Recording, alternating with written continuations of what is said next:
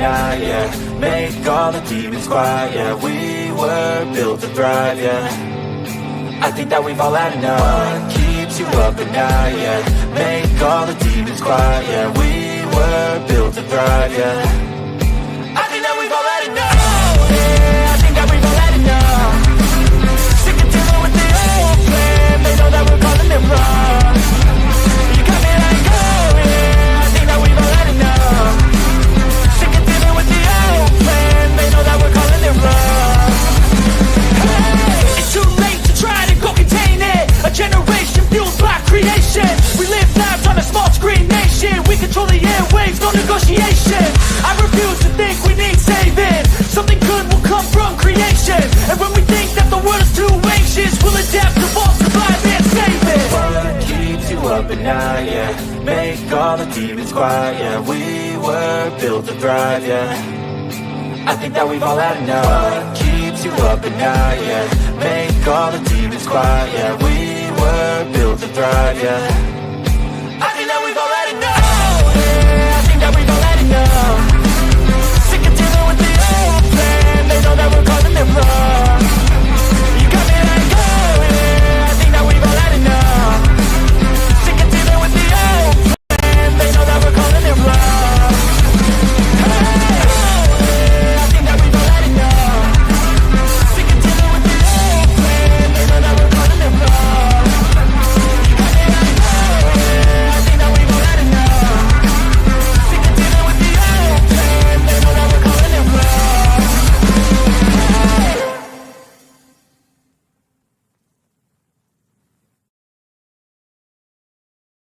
Oh, look at me. I'm retarded. I'm a globe. The whole system is designed to disconnect you from your intuition. Why? Disconnected people are easy to manipulate. Everything from sunscreen to politics to the food industry. It's all designed to disconnect and manipulate you. We are in the middle of a war right now, but it's not a traditional war. It's a war on consciousness. It's a war on freedom. This is the time to listen, not to the news. No, your intuition, your gut, your heart. Love is the greatest weapon against darkness. How do you love more? You begin by loving yourself. How do you love yourself? You listen to the messages your body is telling you. I'm scared, Dad. Do you trust me, son? Yes. Come on, son. Rule number 1, never trust anybody. Right on. Never trust anybody. Good evening, ladies and gentlemen. Welcome to Sovereign Soul Unchained Mind, coming to you 251 and a half miles above your imagination in the International Fake Station. We're making our way through these little wires and shit. I'm up here with my good friend Something Wong. He is here to make sure that we fly straight and level across this beautiful plane of ours and through your imagination, of course. And he keeps the bowls packed, so that's pretty handy. Holy crap, we got a bunch of people in here already so far tonight. Let me look over on the Rumble side real quick. I don't know if that goes unless I hit refresh and play. Probably.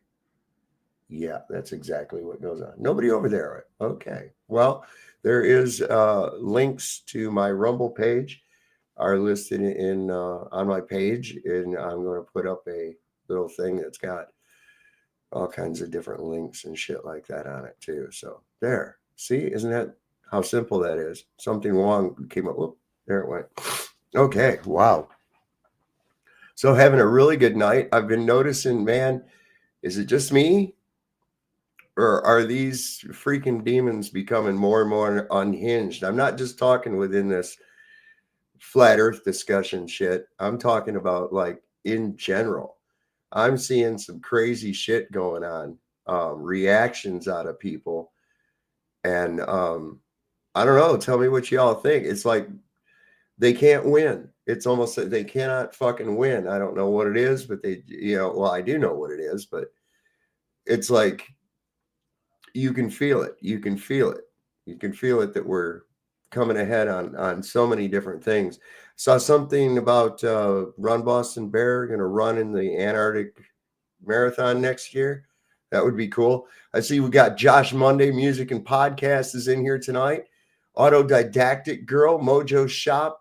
Got Marcy Chan here tonight. Saddlebomb, what's happening? We got Shannon Emerson, Mr. Super Sidewire, of course. Chaos Code.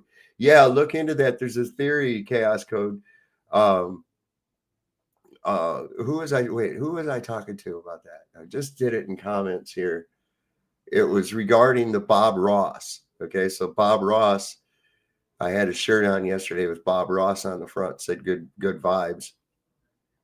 And there's a theory out there that the places that he painted are actually locations of where bodies are buried and that he was a serial killer.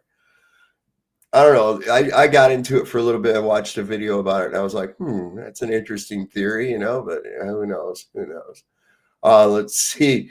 Who else we got? Dylan Heron with us tonight. The True Few. I have set it to subscriber only mode.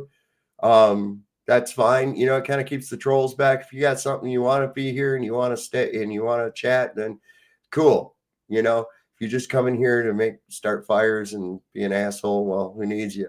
Last night was very interesting with Joe Cool. Wow. Keith couldn't handle it. He had to leave. So let me see. To Mr. Tahiti, I've got David. That's a coincidence. That's the same name as me. You are part of the Federation of Davids. There are so many of us. Got Lord Racer with us tonight. Eugene 12, Half Warrior, Spyro Graffiti, American Off Grid. Man, so many people. Flat Earth New Zealand, I see here. Who else we got? Lisa Marie Tattersall. Mama Lisa, men have named you, right? Man, I feel really good tonight. Just getting over like a cold. And that's the one thing about after you get over something like that, you feel really good because you got something really to compare it to. Very recent. I don't know. Maybe it's just me, but little herb doesn't hurt anything either. Marcy Chan with us here tonight too. What else we got? Let me see. ZXL Master. Let's see. Brian Hamilton. Man, Renee Bernays is here too. Holy crap, we got everybody. Conspiracy Crypto. Well, we got a hell of a party in here tonight. So yeah, I've been noticing there's a lot of stuff. Of course, we've got the link pinned. Come on up. It's Saturday night, whatever floats your boat. I'm just noticing so much crazy shit. I wanted to show you this. This seems to, I'm not sure if I had shown this last night or not, but if I did, I'm just going to show it again. This is really well done. And I love it when they always say, well, the sun, it sinks below the horizon and shit. It's like, oh, okay. Well, I see it with my own eyes. This is Joe. I says, do you have any firsthand observation of a globe Earth? He said, yes, I do. And he says, okay, what was it? He says, I looked at the sun. I was like, holy shit. Looking at the sky again, what about measurable convexity? And I got to talk to Will Duffy today. So I'm going to bring up some interesting shit about that too. Because what a load of crap with this guy. He automatically rejected the one thing that would prove convexity of the Earth. And I even brought up Lucky Haskins and his offer to come up to the Flat Earth Lodge up there where he lives and on Lake Superior. And that's a perfect place to be able to check. No, rejected it. But then, well, I'll get into it in a minute. This is really good.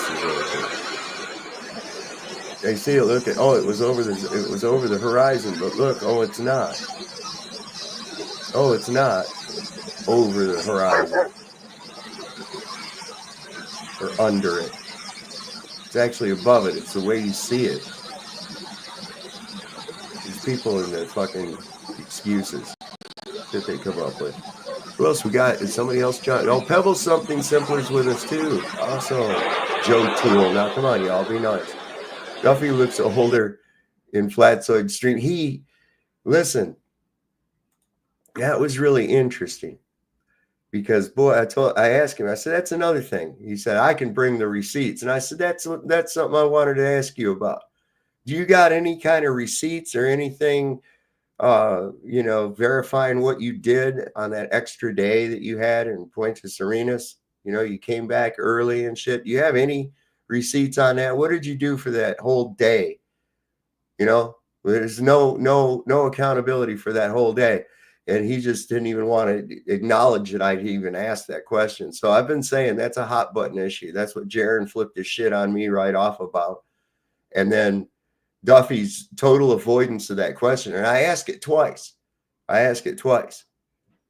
So he definitely didn't want to go there with that shit. And then when I asked him, I says, what would be wrong with a test for measurable convexity? And he said, how would you do that? And I said, you go ahead and you do what you could use a theodolite and a marker pole, right? On an unobstructed area, flat area, ice, you could do this. And all you have to do is show measurable convexity that is consistent with the radius given of the Earth in 3 different locations. That's all you'd have to do. And that would be sufficient. He's rejected it. He rejected it right away. No, he said. And then later he says, he said he's got a test where he's going to show that. And I'm like, wait a second. Why didn't you just say that when I brought it up in the first place? I also brought up the fact that you got all these wealthy benefactors and everything. Why don't you start putting down some coin? We could do this force the line experiment. He didn't want to hear none of that either. So he's going to come out with some other bullshit that's got to do with looking at the sky. That's what he's got going on. So what's going on, Cubby Bear? Not much, man. How you doing? I'm doing great, Chad, man. Doing Just well. Joe being Joe last night, huh? Always. Did that hurt your head as bad as it did mine? Yeah, it kind of did. I'm kind of felt like repeat. I was trying to figure. I was like, is he really even picking up on this at all? No. He's too busy trying to figure out how to reject it. That's what his problem is. So. Joe would debate himself if you gave him the chance. He'd go on all night. That's his calling card, man. Yeah, I've known Joe on here for quite some time, and it's like, we if you had a Venn diagram, the places where we do meet at, and it's like overreach of government and government officials and shit like that, we're like in complete agreement with that. Individual rights, that kind of thing, and overreach of police and shit like that. We're pretty much in the same camp as far as that's concerned. But then from there on, it's like, so we do way better on discussions about that. But he seems to always want to go on when we're talking about the flat Earth, or actually the biblical Earth. I'm going to start calling it that too, because they want to treat that like it's like a negative moniker, like a slander, Yeah, definitely. Hey, I emailed you earlier, and I actually put a link in the back chat too. I came across this old like 2013 mockumentary. I don't know what you want to call it, but it's all dedicated to the Union Glacier and ALE. This guy did it's like a 15-minute or a 50-minute documentary. I mean, you can take a look in it. There's some interesting little tidbits. I will. In there. I absolutely will. I'm gonna. I couldn't put it in the chat for everybody else, but I figured you could do that. You don't have it. Hold on. Wait a second. Am I to understand that you don't have a wrench? I don't need one. Well, I can give you one real quick. Whatever. It don't make no difference to me. Well, just type something in the chat. Okay. Hang on. You've been here a long time, man. You come up on panel and shit. You should at least have a wrench.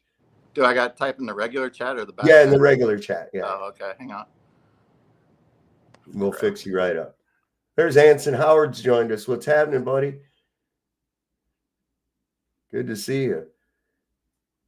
There's Chaos Code. There we go. I got it.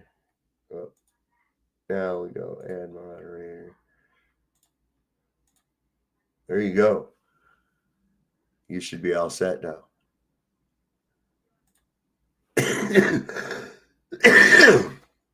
Yeah, I'm just getting over this cold. I feel like, I'm out of it now, finally. It was like all week. I was like feeling like I was dragging my ass, every which way I was going. Well, you're up there twice. You want me to take I know what's going on.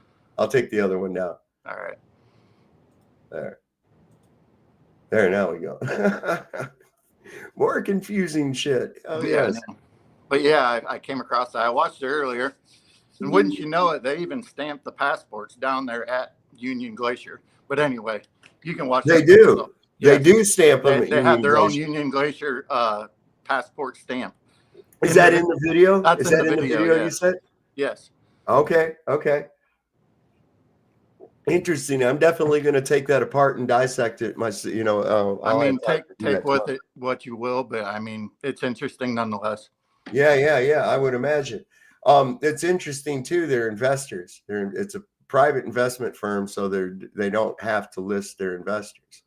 Yeah, and I kind That's of looked into the guy that did the documentary, and I think he's based out of the UK, or the studio is based out of the UK, and they're connected to CNN and all the mainstream media crap. So you can take what take out of it what you will, but still, it's interesting. Yeah. How long does it say that thing? It's like 50 minutes long. 53 minutes. It was on Venmo. I had to go through Vimeo. Sorry. I'm just going to push it ahead and see what they show, kind of. Yeah, I mean, You sure don't see very much clear blue sky. no, there ain't a lot of it. They do mention in there that like there is a 24-hour sun, but they don't show it ever. It's just like a quick clip of like, yeah, there's a 24-hour sun down here, but they don't do any kind of like time lapse or anything of it. It's just a quick little thing they mention in it. You would figure they would advertise that, right? You'd think so, right? Like, hey, you can come down here and see the 24-hour sun at the extreme end of the globe and all this other freaking nonsense that they always do. And you were mentioning earlier about how you're like, what did they do with their extra day down in Punta Arenas? And it got me to thinking about, is like, is there any studios nearby there? And wouldn't you know it, there is a few. Is there? There is, yeah. I didn't quite dig in far enough. It was just a little bit here and there today. So yeah, well, there's that day, and I know that's a hot button issue just by the reaction that I got twice now, 2 different reactions. One, first off and foremost, was Jaron went flip shit on me over that specific point above anything else. Above anything else in a message through Messenger, right? And I was like, whoa. I started looking at that and I'm thinking to myself, what the fuck? And I even told him, I says, your whole reaction gives you away. Your whole reaction gives you away. You fired the first shot across my bow because I looked at the evidence that we saw and said, no, that's not real. And I started looking at it with the same particularness that I do when I look at a NASA video, when I look at a SpaceX video, any of that shit. And damn it, he knows full well that him or Jaron, if they had not been on that trip, would be looking at it exactly the same freaking way. They've done it before. They have videos on it. The fact that, first off, Jaron was fucking hyper pissed at me over that specific point. Yeah. And then when I asked Duffy twice, 2 separate times during Flatstoid's stream today, he avoided answering that question completely. Duffy was on Flatzoid today? Yeah. Oh, I was started to watch a little bit of it, but I didn't go far enough, I guess. Yeah, he was trying to get some kind of a gotcha by saying, you said that if this, that, and the other, this is what's going to happen. And I said, you listen to what Flatzoid had said, and no, that's not what he said at all. Yeah. And then he tried to go on me, and I says, yes, I did initially say that. I admit that. But if you watch the next show, I said I had rethought that. Because looking at all the mountains of evidence that there are against it, I had to stop myself and say, wait a second, we're looking at the fucking sky. The sky doesn't determine where we stand. Stop it. And I'm looking at all the mountains of evidence of level water. The deception they try to lay on you about what the term level means. Dude, I'm a carpenter. I know what the fuck level means. And it doesn't mean an arc in any way, shape, or form. Right. It's a line. Sea level for a reason. Yes. So, all that shit together. But I'm looking at this and I'm like, and the fact that they made a big fucking deal, somebody made a thing on a community post making a deal about that Chilean Air Force plane. Yeah. Well, I've got 2 different posts saying the 17th from two different sources. One's from ALE and another one's from Flight 360 on Facebook. Yeah. And they're And got totally different fucking pictures, but from the same landing and shit. Yeah. Now, another thing these idiots don't understand that's trying to get it past that is that the Chilean Navy already has a base that's rather close to, like within 5 miles, I think, of Union Glacier Camp. Mm-hmm. It's very close. So that plane coming in there makes absolute sense on that date. And for there to be any other flights with Chilean Navy, although probably not the P-3 Orion, because they said that was a historical first landing of it, but they take those researchers in and out of there all the time. That's their job. That's why they're Antarctic logistics and expeditions. Mm-hmm. Okay. So you see that logistics come first. Their bread and butter is mainly from running supplies and shit to these different camps, to these different research facilities, as well as the logistics of moving the people on and off continent. They're the only place that does this. So you got to look at it that way. Yeah. And not only that, it's just like, I feel like I'm kind of like, I keep saying I'm over it, but it's like, if you let this go at the same time, what's Duffy's next thing going to be? Then he's going to try and pick something else out that's where he's going to try and discredit that, or I don't know. I don't get why the guy like hates flat earth or hates this group. As a pastor, I just don't get that. Just makes he's not listen, I know he's not a pastor, but he's no more a pastor than this ashtray over here is. Right. Okay. I mean, this guy, look, you don't have a pastorship bequeathed to you. Mm-hmm. Okay, right. That's just weird. Yeah, extremely. And that's what cults do. That's what cults do. Yeah. So I have to wonder, what is it that he's actually doing? What kind of a what kind of a church is it really? Yeah. And you would think they'd have like a group of elders or whatever just to like jump over all them. And you don't think that would kind of upset those guys? They're like, hey, I've been here for however long, and you just get to jump the line and take over the church, huh? I think that the congregation, from what I understand, you could probably fit it in a standard station wagon or an SUV. I mean, it's not very many people. Roger's been there before. When you see any of his talks that he gives to his church, you never see anybody in the audience. But and even if that, they have that cut out, if there's you'd hear like somebody cough or some shuffling or something like that coming from the people that are in the congregation. You always hear that. You just close your eyes and imagine being in church. You always hear it. So some kind of agreement or song. It's a front. That entire thing is a front. Yeah, it seems like a TED Talk more than a church sermon, but like the obligatory little sermon that he puts out to legitimize this position that he's playing, this part that he's playing. It's designed to be a disarming tactic. You understand? Oh, I'm just this smiling, good old folksy preacher. And it even seems like he's even trying to break down the tenets of faith and religion. Even it's like, what pastor or so-called pastor even is like everything he is about is just like destroying. It feels like. Well, Isaiah 11:6, where it changed to the Mandela effect and now says, "The wolf shall lie with the lamb." That right off the bat brings forth an image of a wolf in sheep's clothing to me. Oh, absolutely. It's amazing to me how many people can try and argue that, but it's yeah. It's just like, come on, man. Come on. I got some pretty cool little videos here I'm going to show here in just a few minutes too. Nice. I kind of wanted to show them last night, but it turned into the Joe Cool show. Yeah, it usually does. I mean, that was fucking nuts, man. He only works on one volume. Yeah. It's like, you try to explain and you try to explain and you try to explain, and they just cannot freaking get it. It's like they jump right back to the same old nonsense. But no, I saw the same thing going on during the, the cough. You know what I mean? Yeah, I know what you're saying. And somebody I think Joe just likes to debate sometimes too, for the sake of debating, and like it's willful ignorance with him. Like I don't think he believes everything he says, but well, it's like I'd run into these people and they said, "Yeah, I found out I had COVID." I said, "How do you know you have COVID?" And he said, "Took the test."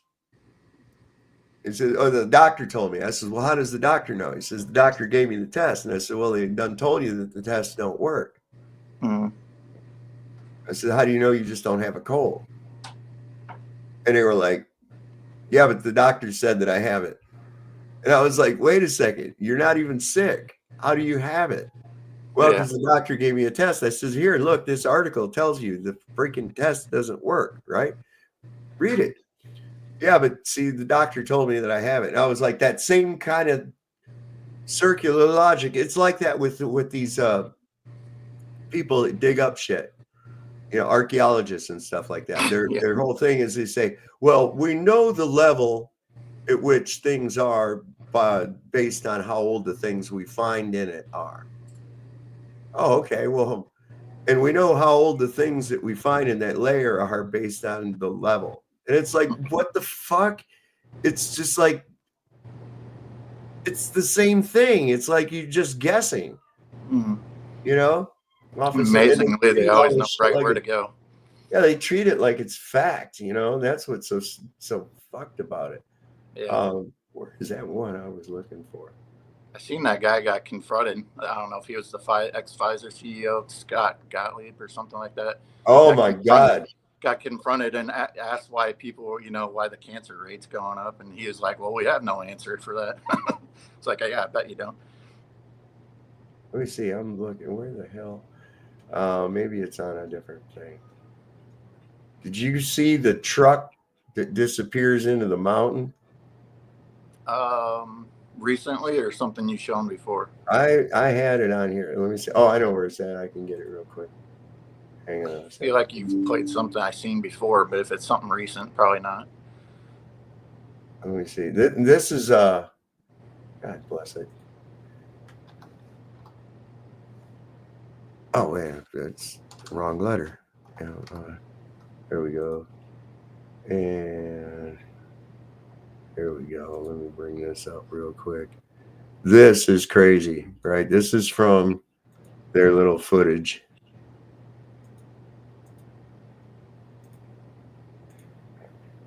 And watch this shit. So watch that little orange truck.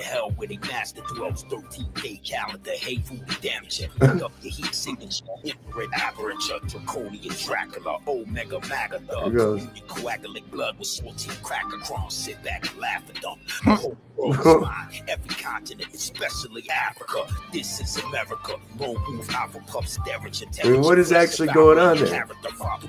There's no sound to this, so it's just music in the background. And even no music to it. Oh, there's some kind of here comes this thing. Watch this thing. Watch this. Right into that hole. Whoop. Now I could understand it if it went into a dark area, but it went right into that white snowy area. Got sucked into a crevasse. Yeah, that's what happened. There's some kind of rap music on my end on here. Rap music? Yeah. On my end, I don't know if the chat does. You guys hear rap music?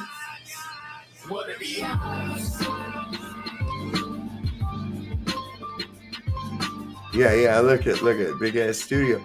It's like I said, man. These productions are done using studio work, on location scenes, and B-roll footage, and we have all of that. We have all those elements together. And people, and that's why I think they don't want to talk about what the fuck was going on those dates. That's the problem. There's Eldon Bean has joined us, and I see Stephanie McGuire, OA is here now, Schneider, Derek Nelson. Holy crap, Autodidactics here. Yes, we got a lot of people. 179. Let me look over here. Oh, there we go. So we've got Iron Earth, which is also Iron Works. Feel free to come on up, Ironworks. Fire starter, germs don't exist, I believe you. Yes, he went through a wormhole. Yeah, that's what I'm saying, right? Somebody said so. It says that was rough last night. Yeah, I have to agree. Thank you for the $2, Iron Earth. It's much appreciated, my man. And let me see what we got over on the other side over here. We're just looking. Got all kinds of new people coming in here, man. It's pretty cool. Having a good time though, aren't we? That's what we do. So did you hear that Michelle Obama and Barack Obama it's rumored that they're getting a divorce, and it's because of all the shit that's getting ready to come out about Barack. Oh, where'd he go? I lost Chicago. There's Ironworks. Ironworks kicked him off. He kicked off Chicago Cubby Bear. What's going on? What's good, man? I hadn't heard from you in a while. What's good, team? What's happening? Oh my God. I was under the weather for all like this whole last week, man. It was all I could do to drag my ass to work. And then by the time I get off work, I just take a really hot shower and I just chill, you know? Oh, yeah. Now I'm like totally back to feeling good, man. That's what's up, man. I'll tell you what works for me, man. Vicks. I take a big thing of Vicks, put that joint on my feet, put socks on, go to sleep. I hate putting Vicks on my chest. It works, but my God, like the amount of sweat that just comes out of me. Oh, I can't do that. Barry, come back. Yeah, I was getting that link. Hey, Vlad. Hey, Chicago Cubby Bear. What's happening, family? How you doing, man? Not much, man. I'm good. Yeah. You sound like I'm better than you. I don't know. You saying something about being sick or something? Oh, well, yes. I'm just coming out of it. So I'm just like, at least he's out of it. And it's good that, I was just talking about Vicks and, stuff like that going in your socks and everything else, all that. Oh, yeah. So, yeah, no. You were talking about Michelle, man. I didn't want to steal your thunder. Like, yeah. Oh, yeah. I just was run across that tonight and on the People's Voice on X. And man, there's some shit coming out, man, about, even the question. Well, I was saying this, Alex Jones was saying this shit years back about these Manchurian candidates. Okay. And it's really crazy. Like Justin Trudeau and Barack Obama, their fathers are tied, their parents are tied to intelligence agencies and shit. And it's like, wow, what a better way to have somebody that you can control than to have your own kid. You can bring up that way or whatever, And then they go through schooling at the is it the World Economic Forum, the WEF? Mm-hmm. There's a specific school that all those like brainchilds, I guess they are, right? When they groom them to live that particular life, because the Justin Trudeau's, the Barack Obamas, and all of them, they go through that particular school. Marie Le Pen, all of them, like they go through that school. It's like a prereq prior to becoming like a head of state or some kind of big time dignitary or anything like that. A lot of the media go there. A lot of them go to Eton College in England.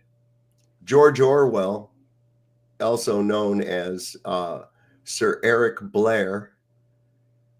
George Orwell was his pen name, and he is related to Tony Blair. I think he's like an uncle or something.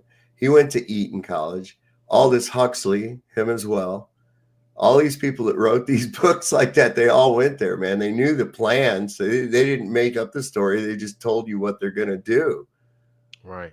And it's like anything else. It's if you have an agenda, prior to executing that agenda, you have to get people to buy into it. Mm-hmm. So what do? You send them through that pipeline to it's like boot camp. It's like, it's like, I guess you could say dictator boot camp. And then they have to take the prereqs to dictatorship. Dictator 101, Dictator 102, how to, get how to get your population sick and then lie to them, how to lie cleverly. Watch these movies, the top 10 movies to watch as a dictator, right? You know what I'm saying? Right. Read these books. So I'm sure they devour a whole bunch of shit. Read Atlas Shrugged, stuff like that. You know what I'm saying? And you see how forever. They took them forever, Vlad, but they did. It's like I think it's in 2 or 3 parts. Yeah. But they put Atlas Shrugged out as a movie. Mm-hmm. And it's pretty good. It's pretty good. I got to check it out. I wouldn't know how they would turn it into a movie, but it's like it sounds crazy, but it's like anything else. And if you go through that school, you're basically well on your way to either you're running a Fortune 500 company that's somehow tied into the government, or you are ready to become a head of state and you're ready to fuck some lives up. It's that simple.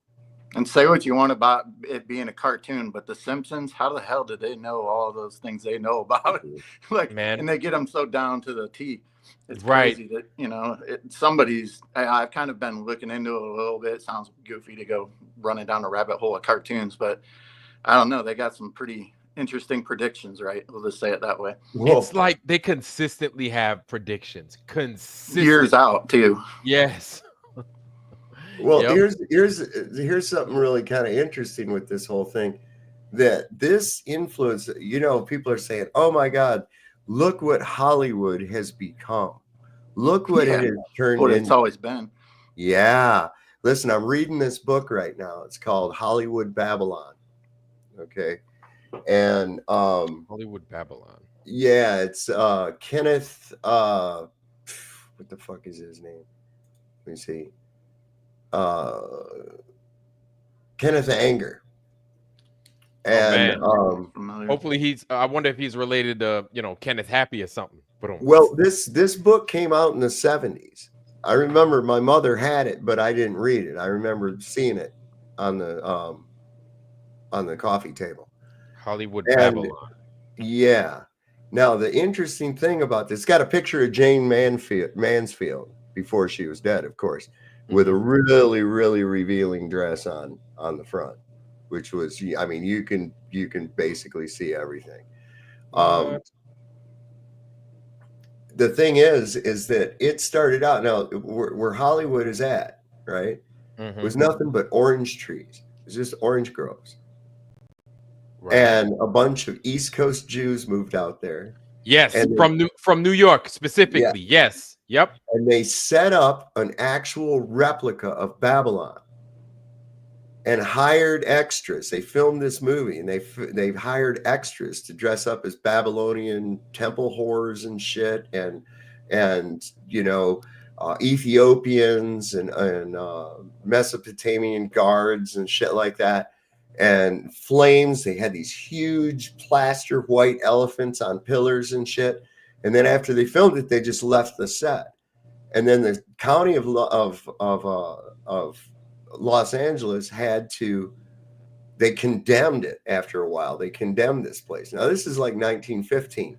It wasn't even just a few years before they get started that one of their actresses, who started out underage, was found poisoned. They tried to say it was a suicide and shit. The thing is that what they were putting forth for this actress, she was like a dope fiend and shit. And she was married to another one of the Hollywood sweethearts from the moving pictures. They were really pushing these moving pictures. Yes, yes. Man, I'm telling you, right up into the 20s, you got murder and cover up, heroin, sodomizing women with bottles. Where have we heard about that before? Right? A guy named Fatty Arbuckle. He was a comedic actor. He did like family style, clean, wholesome slapstick type comedy. He called him the Prince of Wales, like huge whale, because he was fat. He was 266 pounds. Nobody would blink at that today, right? Right. But in those days, yeah. So he did that, and then he had his eye on this actress, and he got in his Pierce Arrow, packed it up with a bunch of his Hollywood friends, had another car follow up full of other people. He rented 3 suites that were connected together in San Francisco. And then they had this debaucherous, cocaine-fueled alcohol party. Fatty Arbuckle, he's drunker than shit. he grabs this waitress that he's had his waitress, this actress that he'd had his eye on for some time. I don't recall her name right off the bat, but took her in this room, and he winked at everybody and says, "I've been waiting for this for a long time."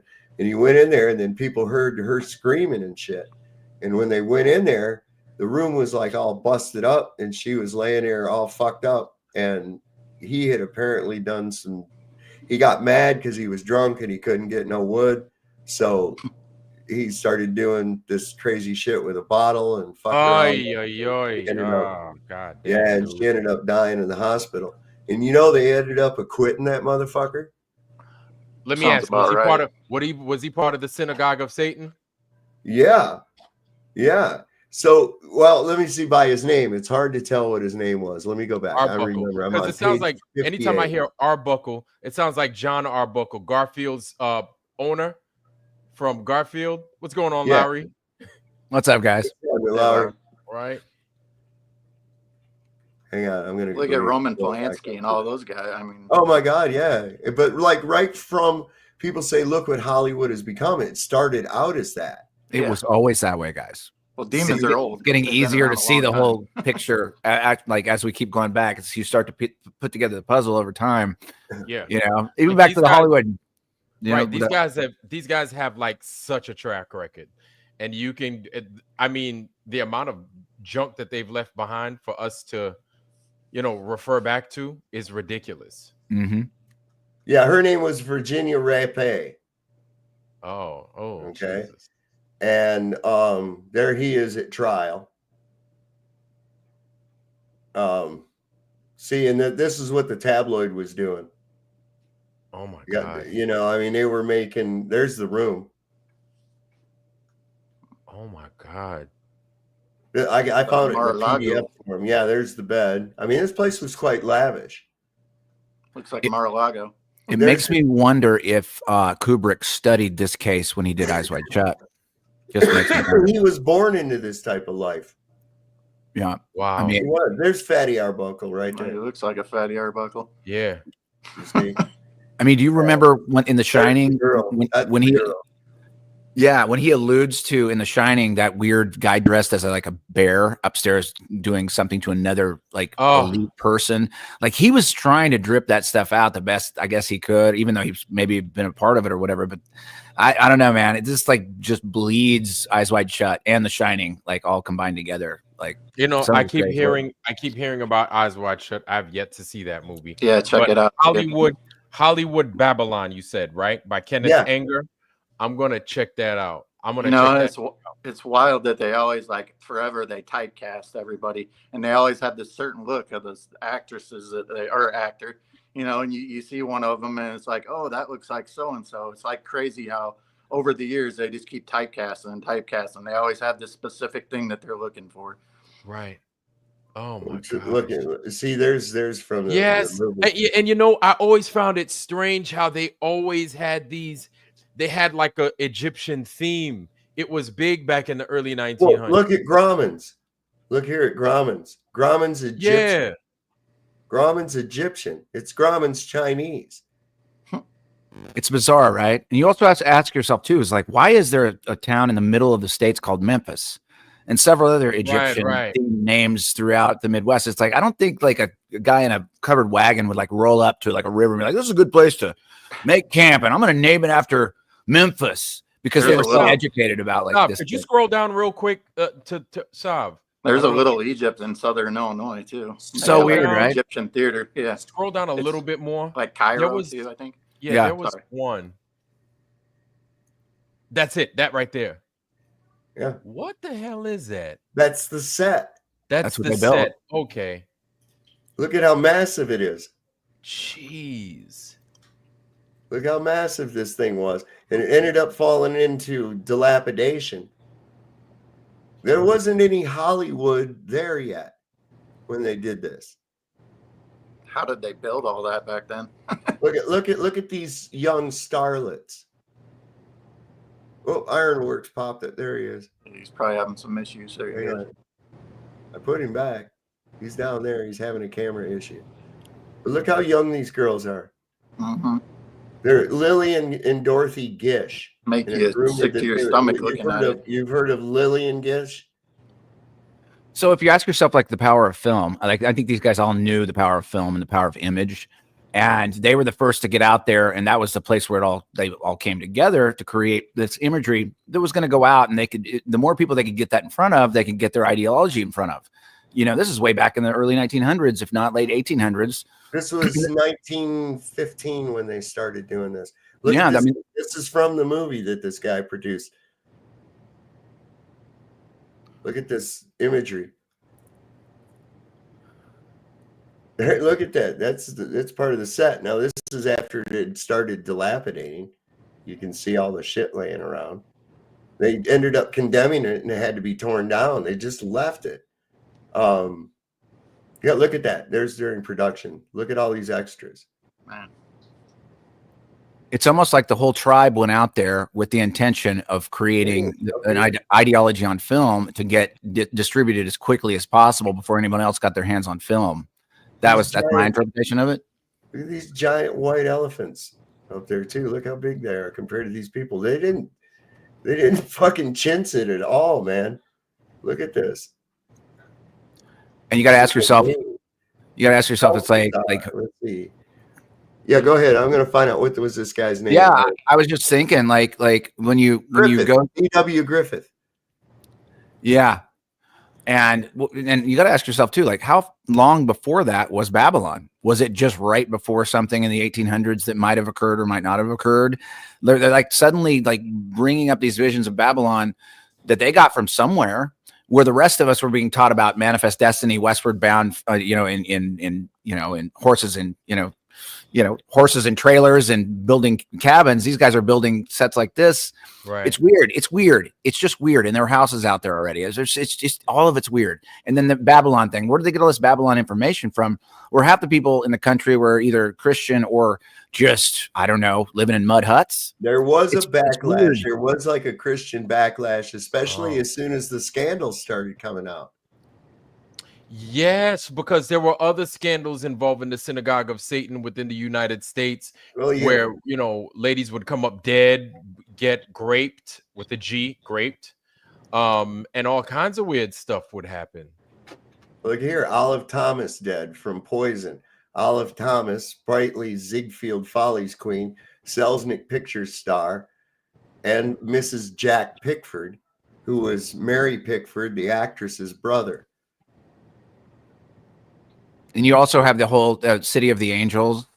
You have the angels out at the Hoover Dam angels, which, like, why were they there? There's a whole thing about Los Angeles that extends out into the desert there, which there's a whole story about what happened out there. Was the Black Dahlia? Black Dahlia, like she was either sacrificed or like some story about that. But like LA is dark. That's a dark underbelly to that place, man. And I don't think like people that live like on the beach and they're like surfers and they're like hippies and they're like working on the beach, I don't think they're even like thinking about like where they're living.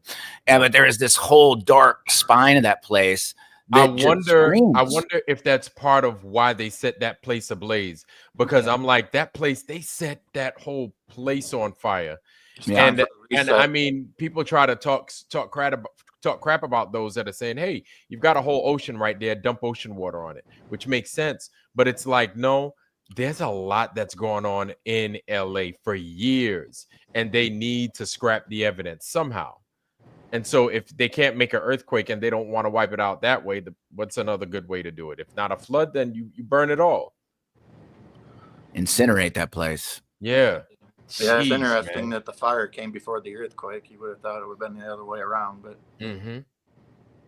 my God, there's murder, all kinds of shit. So this is mother and daughter, and they were. Let's see, who is it? It's I can't remember. They said their names here. Mrs. Shelby and daughter Mary, who was actually Mary Pickford. And they got fat, but the thing was that both of them were screwing the same guy who was like in his 50s, and he somehow got murdered. And they sent people there cleaning up shit, like looking for letters and any kind of pornography and shit like that before the police were ever notified.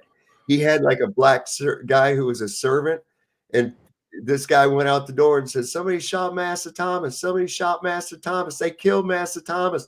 And people came and tried to clean up the apartment and shit to get rid of any kind of incriminating evidence against the guy while he's laying there dead on the floor. Somebody else called the police and said, there's this crazy black guy walking up down the road. Come out here and do something about it. The police came out there. He said that to them. They go and check the house, and sure as hell, there's a body. And there's people in there looking for their letters and stuff like that, man. Trying to, oh, wow. Yeah. Wow. Sounds like something out of Chicago. Dude, it's unreal, the shit. And this is, I'm not even into the 1930s yet. Wow. And you know what? You know, like aside from the blatant crime like that, and that's the picture, aside from the blatant crime like that, like it's like they got the foothold on Hollywood but on moving pictures and everything on the East Coast. And then they wanted to get both coasts. They wanted to get both sides. They get the West Coast, like things like Metro Goldwyn Mayer, Universals, and all those things. That's them. The Synagogue of Satan runs that. So it's wild because they understood the power of media and how moving, you know, that was the internet of their day. You know what I'm saying? Or that was like the big thing where we're moving pictures in Hollywood and stuff. Yeah, and they talked about that. Yeah, the effect it would have on people's minds. They said that he who controls images controls the world. I don't know who said that, but that's been run rampant. They started it right there with photography, and they built up the ideology they wanted to put out. And then they sold the dream. They brought the young starlets come to LA and live the dream of being an actress. And they feasted on these young ladies. They feasted on them. Yes, they did. You know? Yes, they did. It's right off the bat. Look at here in the beginning. This is what the cover of it looks like. Of course, that's you know, the woman from Law and Order, Maria Marin. Yes, whatever. Yeah, that's this woman's daughter. Yeah, so now, she died in a car accident where she was decapitated. Wait. That was you just mentioned her. Jane Mansfield. Yes, you just mentioned her. Yeah. And then there were rumors. Yeah, there was that went out that said she got decapitated. Then they tried to say, no, she didn't get decapitated. And I'm like, well, what really happened? But it sounds like, she got her head taken off. And then you get your arms around the power of cinema and the power of film. And how it affects. It affected all of us watching movies coming up. We watch TV movies. It was the power. Above government, above anything else, imagery is power. You can affect someone's way they think. You can get them to do a certain thing. You can ebb and flow them in a certain direction by minorly and soft ways manipulating them through this. And you got to sit back and sit in awe of the plan that actually was. Now we can look back, you know, in retrospect and be like, wow, what a plan they had. You know, now we're taking it apart, and thankfully everyone's starting to realize what this is. And you can use imagery for good, or you can use it for bad. And clearly, they weren't going for good. That's my opinion. Programming for nothing. Yeah, man. But you know, you want to know something? When you look in books and little publications, the Learned Elders of Zion. Yes. If you look into that, like that tells you, man, that's like the blueprint right there. And that shit is dark, dark there, like exactly what they're going to do, line by line. And a lot of people, you know, you go on YouTube and you look up the Learned Elders of Zion and stuff. And if you could get it, you know, either printed or if you guys want to check it out, the Learned Elders of Zion, check it out on Rumble. They have a audio version, so you can listen to it if you're driving and stuff. And also, all you globies in chat too, just so you know, look up when Universal started using the globe imagery in their film. It was well before anyone even knew the shape of anything, or anyone had been to so-called space or had been anywhere. They're already showing a spinning ball in Universal Pictures well before NASA was even formed. So like, if you really want to red pill yourself, go there, look at it, and you'll find not only that, they'll have a plane flying around it that's like perpendicular to it in some weird way. It's just so bizarre. And you're like, wow, that's really the power of imagery. And they mastered it. And their first like image was around 1914, 1912 of Universal, where they did that, and it wasn't a moving picture yet. until it was like 1925, 1927, something like that. What they found was this burgeoning new thing that was coming out where it was profitable was the Nickelodeons, okay, where people could watch these little short movies and shit, right? And there was a lot of people were gravitating toward this stuff. They saw a future in that, right? So what they did is they went here to Southern California with the promise of 355 days of sunshine a year in low-priced land. It said that quickly and soon sprouted ramshackle open-air stages, sun traps for their slow ortho film. In a few years of churning out primitive and profitable two-reelers with their pirated cameras, always on the lookout for Edison's vengeful process servers because they didn't have permission to use his cameras for that. Anyway, the former junk dealers and glove salesmen juggled a chancy operation into celluloid bonanza. When word reached them that Nickelodeon crowds all over the country seemed to be flocking to see favorite movie performers known only as Little Mary, the Biograph Boy, or the Vitagraph Girl, the disdained actors, until then thought of as little more than hired help, suddenly acquired ticket-selling importance. The already famous faces took on names and rapidly rising salaries. The star system, a decidedly mixed blessing, was born. For better or for worse, Hollywood would henceforth have to contend with that fatal chimera. Now, this goes into talking about down here. Okay, the teens were Hollywood's halcyon days. A new art form was being forged from day to day. The seventh muse made herself up as she went along, making money and having fun. And if the nouveau riche film folk got tired of their furious place, and you see where they started getting into, it talks about getting into making movies based on using cocaine. They'd get these fucking people all hopped up on cocaine and shit, and they'd really perform, right? There's a Coke Any Day in 1916. There was one called Dope, could be the subject of comedy. The year that filmed The Mystery of Leaping Fish. English drug expert Aleister Crowley. Interesting. He was the English. Wait, when was this written? Aleister Crowley passed through Hollywood, 30s, I think. taking note of the natives as the cinema crowd of cocaine-crazed sexual lunatics. Those were the days. Interesting. Now, right here, gossip there was as among any group show folk. Now, this is 1916s, the teens, 19 teens. Okay. But as yet unshrined in the newspaper column, Luella O. Parsons, that would be,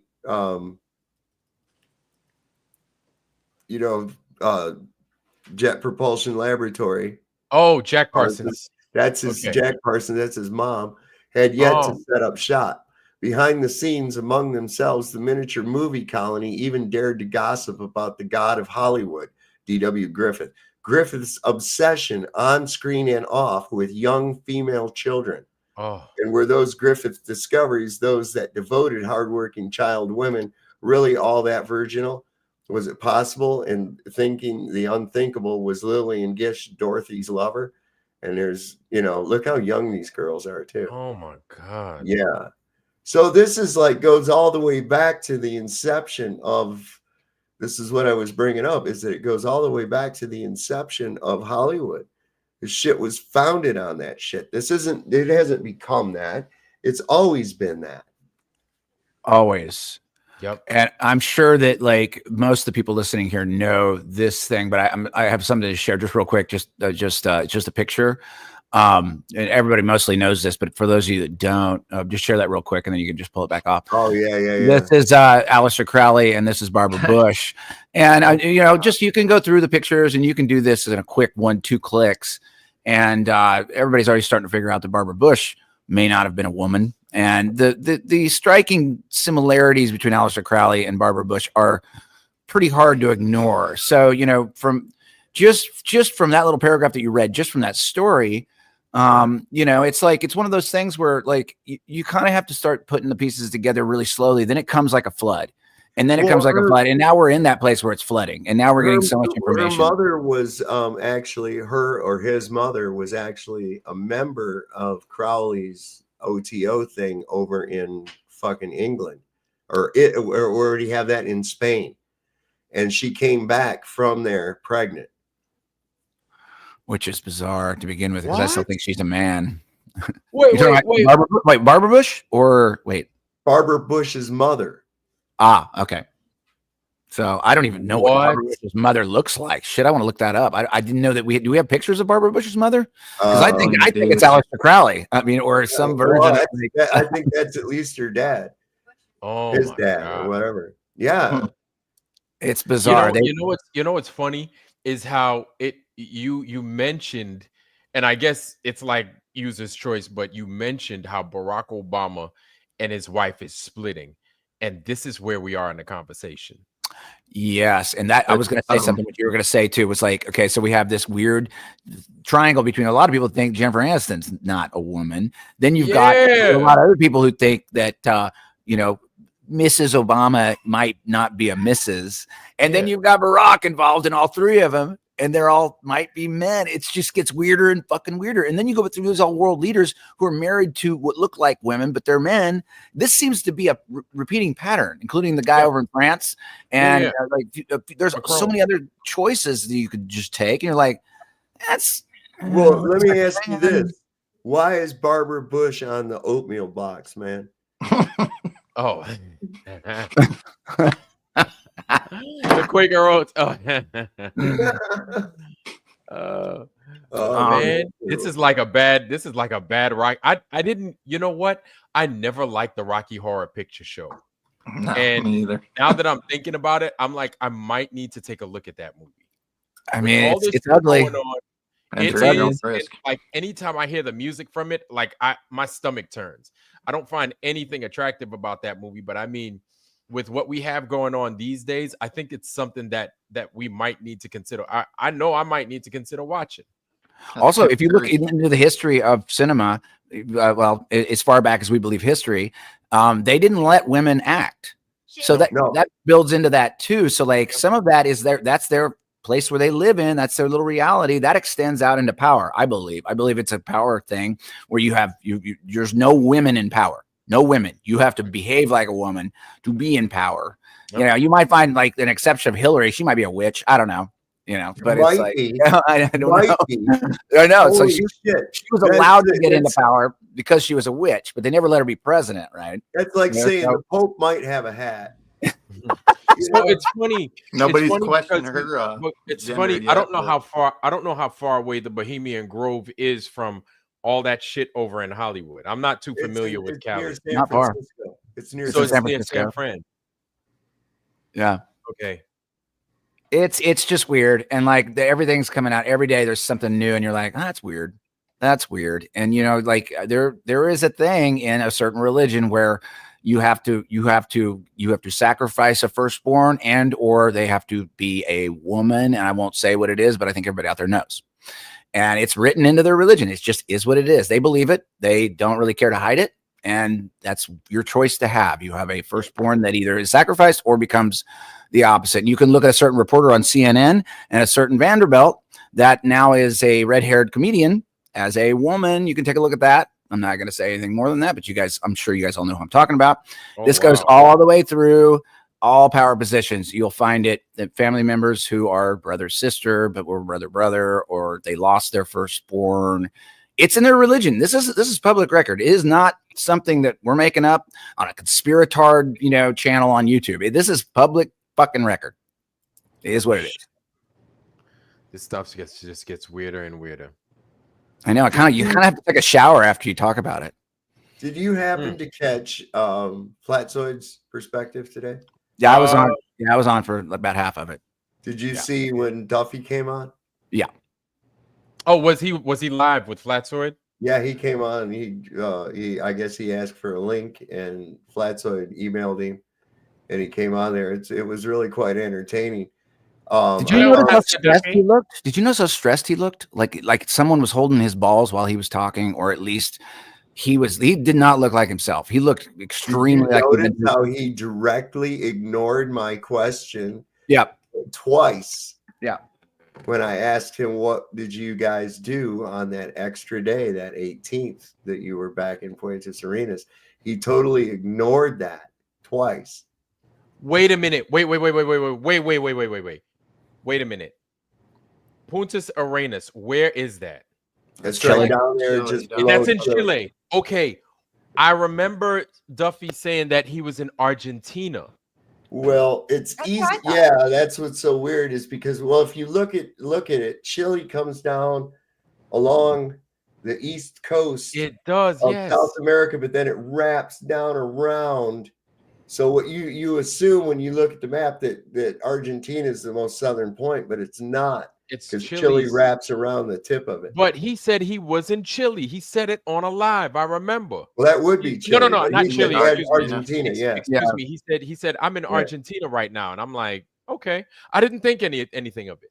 But then I'm hearing about how everybody is in Chile returning, and I'm like, what's going on? Is he on vacation? Like, what's happening? And so now I'm hearing that he was in Chile. I think it's really close. So I mean, I think he could have been like maybe on a hotel over the border. I'm not sure. Just in his defense on this loan thing, that might just have been a slip of the tongue when he's wrong about where he was. Really close to but it. We just don't know what he was doing back earlier than the other guys, which is the question.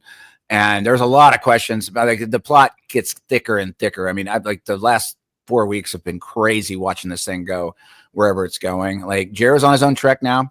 He's on his trek, and like I did my best to referee like for him, and now he's on his own thing. So like, we'll see where he goes. We'll see where he goes with it. But like, are we going to TFE? Do we want to do that? I don't care. We want to talk about Hollywood. I don't care. That's fine. No, let's listen. I'm seeing demons at every level. Dude, you just showed that truck. You just showed that truck going into that mountain thing. Yeah. Every time we go through this footage, this TFE footage, it's always something weird, always something strange. And that's going to continue for a long time. So it's going to require answers. I don't think we should just jump away from it, even though I'd love to. Like, there's so many lies. And I think as flat earthers and true earthers and stuff, whatever you want to call yourself, I think because we decided to put ourselves in this position, we got to figure like this out, because this is like our wheelhouse. You know, I'm happy to talk about it now that we've got away from most of the fire of the last 4 weeks. Like, we can kind of clear our minds and actually look at it. I've looked at it. There's 3 working models here. You've got some people that they never were there. You've got some people that they were in the north. You've got like the Weiss camp, and like I liked him and Marty's presentation where that they did fake it, but they were down there. I like that one. I don't know now officially what's going on, because Jer is on his own trek, and Jer is not behaving the way Jer behaved the last 10 years. And that's weird to me. Yeah, and he might be compromised. I was talking yesterday on my show, and I was like, yo, he could very well be compromised, and he better play the part of not being compromised and just calling it flat, or else they'll do terrible things, possibly. Which that was kind of an inkling for me. Again, the last time I talked to him was last week, and he's been fielding so many phone calls. He's going through the ringer from thousands of people. So like, I just kind of stayed out of his life, but he's definitely on his own track. So like, there's nothing else really I can referee for him anymore. We'll see what he does. But there's some weird shit with the actual thing that happened down there. Like, everybody's finding anomalies. Weiss's school of thought is they faked it with plasma directed energy, and they just focused a beam on the sky, which is possible. He's not claiming that it's perfect, but it's like, it's something to explore, but the more the weeks go on, the more we're getting a clearer vision of, like, we've got one party, which is the Duffy party, which is clearly an operation, no matter what. I agree all across all the circles that it was an operation. Nobody was going to let them see 24 hours of darkness down there. Just wasn't going to happen. Was not going to happen. All right. So they either A, somehow faked it down there, B, faked it in a studio. I don't know where I'm at on that yet. But either way, that operation was bigger than the moon landing, but cheaper and easier than the moon landing for them to pull off with the tech that they have. So like, where are we at now on this? And I'll steer clear after that. You guys go. Well, I've said for the longest time that it's a combination of any other type of production. We've got studio work, we've got on location work, and we've got B-roll footage. I dropped the link in the back chat too. I had it earlier. It was a 2013 documentary, and it's specifically on Union Glacier and the TFE. So, or not TFE, ALE. Oh yeah. So, I mean, it's like 50 minutes long, and there's some interesting things in it, I guess, anomalies, but it's on your own if you want to check it tell out. Them, Oh, Chad. they had a part where they stamped the passports down there at Union Glacier Bay. Like they have an actual Union Bay passport stamp. Dude, in the documentary. So I mean, take it for what it's worth. But. Yo, I mean, it's I hate having to be the guy beating a dead horse, but that's like so easy. All you have to be like, hey man, all right, here's my stuff right here. You want to go through it here? Fine, I don't care. There goes my ticket. If it's, I mean, without having to go dig through any metadata, any of that other bullshit, you just present the paperwork, man. You present the stuff that that's readily available. That should have been first thing too. That should have been the first. Yo, we didn't even have had to. We shouldn't have even had to ask for it. They should have been like, "Here it is, y'all. Here it is, just in case." Because I know how skeptical flat earthers could be, so I get it. You know what I'm saying? Because I've seen Witsit bring up a couple times lately, like he's like, well, you want to see an image of my passport stamp or whatever? It's like, dude, it's all just after show the fact. your passport. Right. Yeah, we don't need I an think he's image. Bring it up on his phone too, so it's like, how is that though? You see how anytime we talk about it, like I just show my shit right here, even though it's upside down, like I can't read. But you see how easy it is. Like I just show it every time. And if I need to do this or do that, you just do it. Like these guys, man, they're not serious. Like my thing is this: I'm curious to see, because scientific circles are talking about it, right? So now I'm curious to see if they use this type of data inside of at universities or at institutional places for learning. You understand what I'm saying? So yeah, because you got to hear the wording with them saying and calling it the final experiment.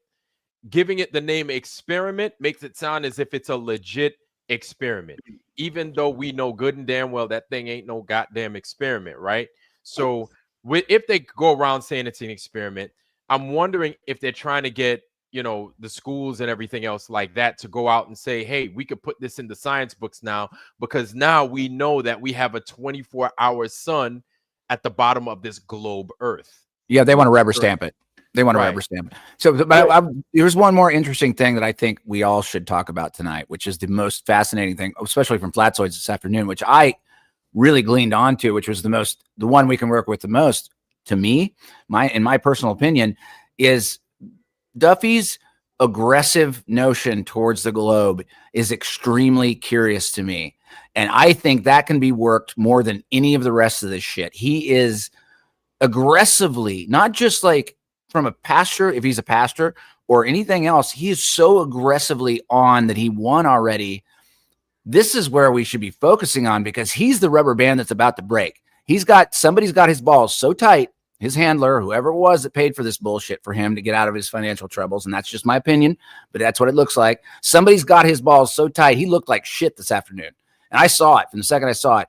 He is in a position that's really hard on him. And everybody should be asking him, if he wants to come on the show, let him on and let him give it up, because he's being aggressive for no reason at all towards Flat Earth. I don't get it.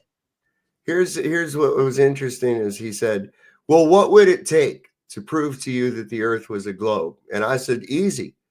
Measurable convexity, 360 degrees around a single point, consistent with the radius value given. If you can do that in a minimum of 3 different locations, then it's a globe. And he was immediately, before I ever got it on, no.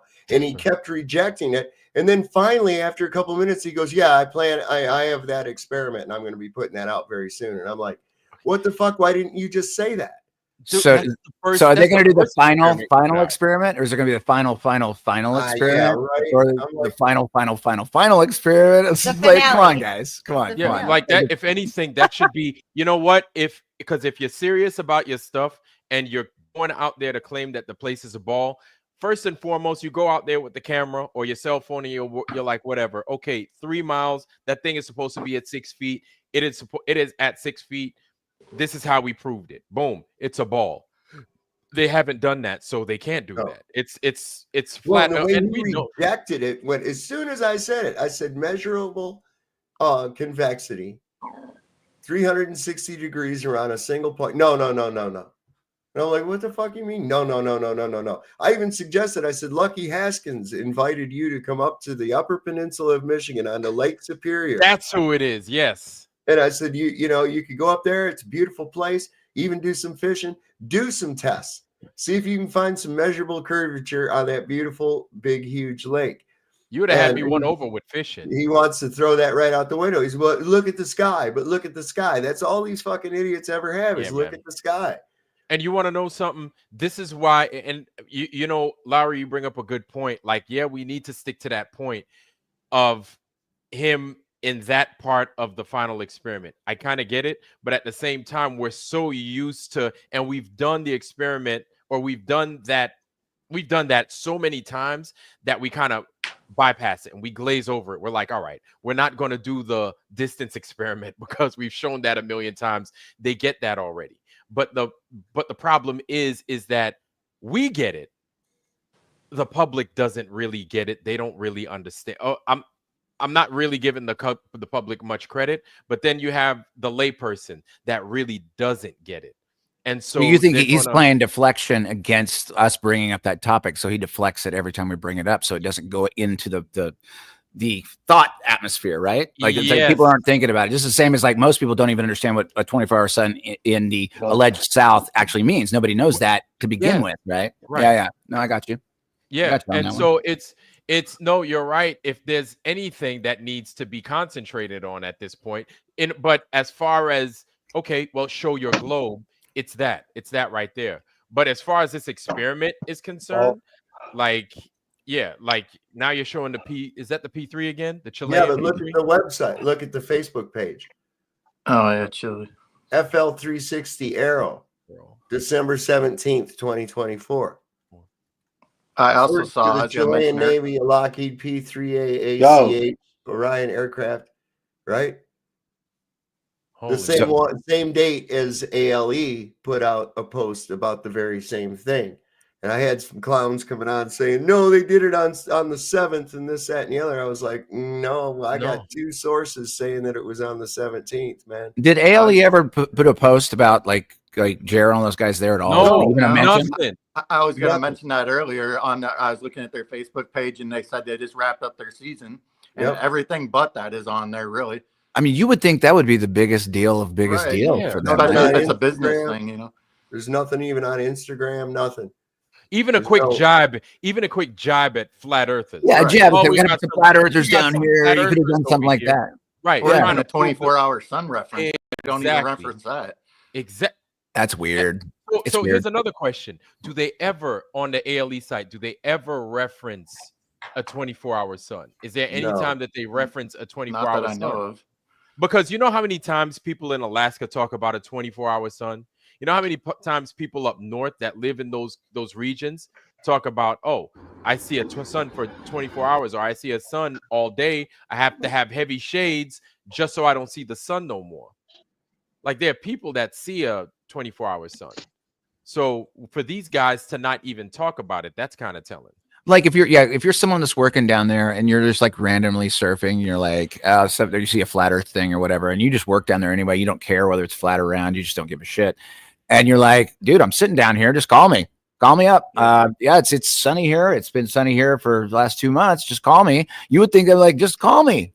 Or at least pay me some money and I'll film it for you or something, right? So like there's so many weird things to this, guys. It's weird. That's why I kind of encourage everybody to listen to the sound of this plane too. Listen to how loud this plane is. Oh God. Yep. Yeah. Yes.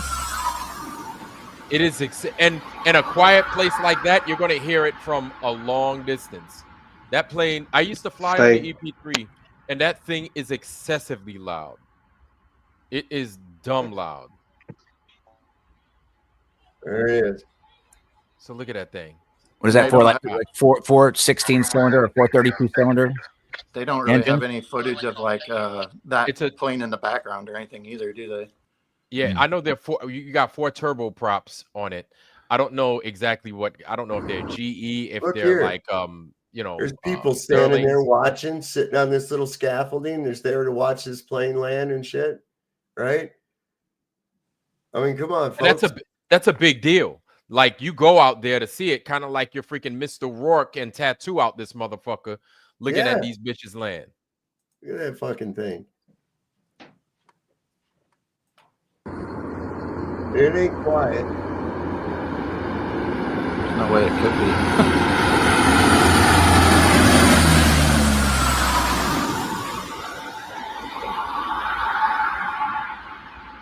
Man, that would have got people up. They would have been like, yo, I got this big airplane. It looks like a weird look at this, guys. Yo, check this out. And they only have a specific window as far as weather goes to get those planes in and out of there too. So yes.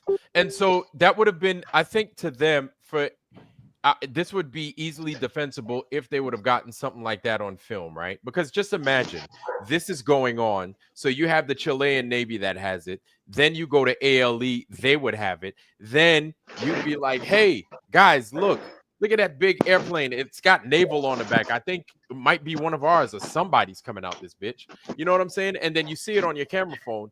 You come back with data like that. You could sync all three of those. That would kill everything.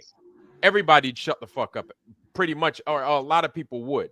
We'd be having different discussions right now. One of those discussions might not be that they didn't go. You understand what I'm saying? Because everything would have been sunk together. They probably would have gotten that guy on the scaffolding. They would have had that dust come up after the freaking plane landed. They would have had the plane pass overhead simultaneously. Well, if you're controlling an operation, you have to like both think about the future and the past. So you can't just come out on the full attack, right? You have to think about what the response is going to be from the community per se, which we've seen the response, right? So they know what their next play is. They don't have to give up their cards at this point in time yet, right? So they want to see how we respond and what are we biting onto versus what we're not biting onto, so they can make their next play, because they're not at risk of being harmed by us. We're just like regular everyday thinkers, where they have the power and position and the bankroll, right? But here's their problem, Larry. I'm sorry to interrupt you. Here's their problem. They're still lies. They're still lies. They're still lies. And so it's not a moral thing. It's more you're going to get caught thing. I think a lot of the information that we put out too is going to go into the final edit. Like, what are they going to figure out to, put into stuff that they miss or whatever? There's more of us than there are of them. So eventually it's going to unravel. I think they're buying time. Yeah, totally. And I think you can see it, the stress in the face of Duffy, and also McKeegan. McKeegan looks like he got hit by a bus. Like, I don't know what his handler's doing, what his handler's saying to him, whatever, but he must be fielding, I don't even know how many like things on the internet, just like Jaron's fielding a bunch of stuff from the other way. I don't know how Jaron's feeling right now, but everybody that's involved in this looks like they've been run over the coals, and I like, especially looking at Duffy this afternoon, I was like, he does not look like he did 3 weeks ago. So like, but he's still trying to be confident. He's still being aggro about against flat Earth. I can't even imagine what's the harm of flat Earth to be that. Yeah, you're right about it. It's like, it's really not that big of a deal. It's just you walk that way and it stays flat. Listen, we're close. You could tell. You know how I know we're close? They're calling us a cult. Now you need to you need to be on your P's and Q's. Everybody's starting to call us a cult. Yesterday on my show, we got this dude, Professor Phil, right? I listened. Yeah, I remember that. It was right. So Professor Phil was in there, and then you had it's Lumpy Gas in a Vacuum comes on my show. I think he's on your show from time to time too, Sav, right? Lumpy Gas in a Vacuum starts going crazy on Professor Phil. He's like, Professor Phil, I saw your goddamn Australian ass on this channel the other day talking shit about flat Earth, calling it a cult. And I'm like, my ears stood up. I was like, he's calling it a cult. And it's not just him. Here's the thing. Everybody's calling it. Now they're starting to call it a cult. Here's the thing. I'm not going to get into the, who really is a cult. I'm not going to say all that. But your response was absolutely fantastic. And so go back to yesterday's, everybody out there listening, go back to Vlad's show yesterday to the response to this. Do you know the minutes when that actually happened it was actually brilliant. The minutes, was it like halfway through? Your response to that was absolutely excellent to us being a cult versus not a cult. It was excellent. And I won't say more about that, but like go find it on yesterday's show with Vlad on Anyway, go ahead. Yeah, Sorry. yeah, but what makes it so dangerous is the layperson. It's always the layperson because that's the bigger group. That's the biggest group. And so as soon as somebody hears a cult, they think of freaking Jim Jones. They think of, Branch Davidians and David Koresh and all that stuff and all the bad stuff. Anytime these people decide they want to make a false Label. flag, a false flag, something crazy happening, all they need to do is say this guy was a white supremacist or something supremacist or Islamist terrorist, and he was a flat earther. As soon as they put that, they drop that goddamn draw 4 card in there, people are going to be trying to hunt us down, or they're going to be looking at us rather sideways. You know what I'm saying? So now, because this final experiment has been put on the chopping block the way we put it on the chopping block, and we're finding so many faults with it. Now they're going around and they're using that cult. They're using that language just to kind of just to kind of plant those seeds in people's minds. So people could be like, a cult? What cult are you talking about? Flat earthers? Really? We think they're harmless. As soon as people start saying flat earthers, it doesn't make sense. How could they? They're harmless. They're harmless. They're harmless. Then the false flag, the harm, and then now we're the enemies of the state. Man, these motherfuckers, we know what they do, and we know what they're trying. At least I think I know what they're trying to do. Shit. Well, I like how Lowry put it, how the aggression level from Duffy is like he's taking it up to 11. You know what I'm saying? He's trying to take it up to 11 now. You remember, if you look back at how when he first started out, he was all about, I just want to find out the truth, blah, blah, blah. I don't know nothing about flat earth and all this shit. And now he's like becoming Toon's evil, twin. Becoming his mentor, Bob Enyart. Yeah, but just watch how he does this right at the beginning, when he first comes in. Oh wait, I gotta have sound. There we go. They didn't. It actually got dark there. That's where I'm going. Okay, right there. They proved it right there when they filmed it. Oh, there he is. Hey guys, Hi, Mr. Buffy. How's it going? Good. I don't have a lot of time, but I wanted to jump in here because you said a south celestial pole would show the globe. Evidence, no, I never said that. Evidence, please. Evidence, please. Show it. Let's see where he said that. Let's see it. How do I give you the link? Show it. Send it to it, or just share screen. You can share screen. And that assumes that the evidence that's presented is legitimate, bona fide, and truthful, right? That statement. And that's really the question here, Duffy. It's not about whether the sun does that. It's whether or not you guys have faked it. And how did you do it? I'm gonna quickly call out something. The 9th commandment. Yep. Yeah. Okay. If I share my screen, with the Bible, if I share my screen, will you hear the audio? Yes, we should. Yeah. Yep. Okay. 1 second. You guys should know me by now. I always bring receipts. Yeah, fake receipts. Hey, speaking of receipts, do you have anything showing stuff that you were doing or anything else like that for those extra time that you spent in Quintus Awareness because you leave a day early? Did you get compensated for the day you lost out on? And how do you justify those other people coming in and getting a whole free day out of it? Okay, you guys ready? Yeah, we're ready. There we go. He just acted like you didn't ask no fucking questions, bro. Yeah, but wouldn't that show a globe then if they had to show both celestial poles by standing underneath it on the GP? And no one shows that. Your globe's false because you're not able to show 2 actual celestial poles from the GPs on the ground. Well, Duffy, if you guys do go, that should be in the homework you guys should do. Yeah. Try and get the South Celestial Pole above you. Pretty clear. Okay, and that's not what you said. I said. That's lying. That's not exactly. Okay. You said that you said one that person he would accept. Needs to talk at a time. What is that? It was Roger, of course. That's the only time I will approve of a mixer going over someone talking. Is that what that was? I thought it sounded like somebody sucking through a straw trying to get the length of a malt or something. Roger says it's not him in the chat. He says no. Roger's always got some noise makers going like firecrackers. Okay, Flatsoid. You said that both celestial poles in north and south would show the globe. No, he didn't. Play it again. No, I didn't. Play it back. Maybe you want to hear what you did. You just told me that I would be a glober. No, I didn't. I said you told us that he admitted that if it showed it, then he would accept the globe, and that's not what you showed. I never said that. Okay, listen carefully, everyone. Here we go.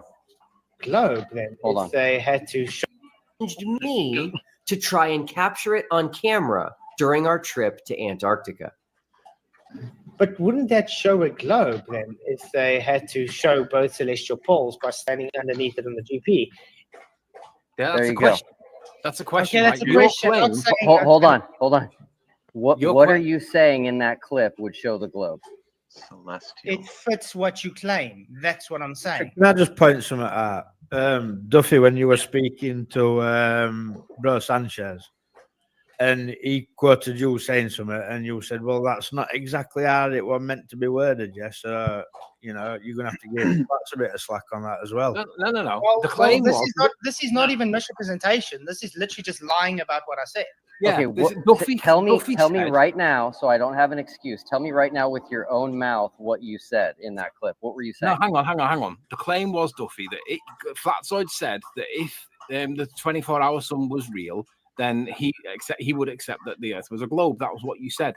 And I said, please. And what you presented did not say what you said it said. Whoever's talking is not a good listener, so I think you should stop talking. I never said that is what you said. I didn't. I did. Don't tell me I didn't listen. I listened exactly. You didn't listen. I said the South Celestial Pole. Go read my comment. I said the South Celestial Pole. Right, I'm gonna go and get the soundbite, and we're gonna play the soundbite. There we go. There you go. Thank you. Thank you. That's what be a globe by now. He said a South Celestial Pole would prove the globe. That's right. No. What he said. You did. No. Where? Not prove the globe. I don't think so. We are hearing the same thing. No, you're hearing. I never said it will prove the globe. Okay, so listen again. Okay, here we go. Listen carefully. Tell me what you're saying here. Capture it on camera during our trip to Antarctica. But wouldn't that show a globe then if they had to show both celestial poles by standing underneath it on the GP? So show a globe then, not prove it. Okay, fine. I'll change the word from prove to show. Didn't we show a globe by showing the South Celestial because Pole? you haven't proved that you didn't fake the sun. Well, and this is the thing too. He didn't show a South Celestial Pole. Okay. Yeah, that was like, what are we talking about here? This is like so off in the weeds right now. It's like, what are we talking about? But he's making specific requests and they're not being fulfilled, it sounds like. Correct? Yeah, he tried to say to me too. He says, "Oh, and you're next, Sovereign Soul." And I said, "Oh yeah, how am I next?" He said, "You said that if we saw the sun do this, then it would mean a globe." And I said, and then the next show, I said, "No, that would be an error. I have to correct myself on that." I said it wouldn't throw away all the mountains of evidence. Once again, looking in the sky. No, we can't. One more point, Sob to remember. To your point, to remember about the sky is like he's actively monitoring several people's broadcasts. Oh yeah, actively monitoring them and like popping in on stuff. This isn't the first one he did. He did Bro Sanchez. He did. There's a few others where he's just actively monitoring. Why is he monitoring it? If he doesn't care if he's proved it, why is he monitoring it? We're not asking those questions. Yeah, everybody say hi to Duffy. Everybody weird. say hi, Duffy. Duffy. Hey, he's about busier than a whore at the naval base when they come back to port. You know what I'm saying? If he won the globe, if he proved the globe, it's over. He doesn't have to be here. He doesn't have to be here hanging out with us flatties anymore. I proved the globe. Why do I have to do that anymore? He's actively monitoring everybody's shows. It should tell you everything you need to know. I think I was going to say, like you said earlier, Lowry, about him like looking different or whatever. It's like it wasn't as big a slam dunk as he thought it was. So that's why they're kind of freaking out, I think. It's weird. Yeah. So I wonder when their Netflix special is coming out. I don't know. It might probably be this summer. Yeah. Probably this summer. They'll save it for timing. They'll save it for the right timing moment to where, some flat earther messed up somewhere, or some fake flat earther messed up somewhere, and then they'll just like drop it, and they'll drop it in 24 hours. The Antarctic Treaty, isn't that up in 2028? No, it's 2045. Oh, okay. I thought I saw something today. It was 2028, but I could be wrong, obviously. I don't think I'm going to see 2045. I don't believe.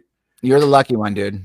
Yeah, I don't think I'm going to get there, but that's you'll be on the greener pastures, man. Look, when I was young, I was like, man, the future is going to be so fucking cool. They had you programmed, right? And now I'm here and I say, the future sucks. Yeah. It really does. Kids growing up right now will never know the cool childhood that we had. And, yeah, right. If you were to see a Tesla back then and you were like, this is what cars are, this is what the future of cars is, you're like, oh, hell no. Hell no. If as soon as Elon Musk is born, you're going to go there like freaking like damn Reese from Terminator and try to eliminate his ass. Dude, where's my hoverboard? Like, where's my hoverboard, man? Yeah, right. I know. I know. Hell no. Yeah, where's the hoverboards? Where's the flying car that folds up into a suitcase? Right. Right. Car. Yeah, man. I wouldn't want no flying car, man. People can't even drive regular cars, man. They can't even ride bikes. Wait, hold on. If we had flying cars, we'd be like, don't drink and fly. Don't drink and fly. Imagine people going to the DMV to get their pilot license. You gotta look at the minds of these people, right? So they invent robots, and the first thing they want to do is well, is there any way we can fuck it? Right. That's the first thing. We're going to develop all kinds of research into that. Not how it can benefit people. No, how we can have a robot that we can fuck. It's like, oh my god.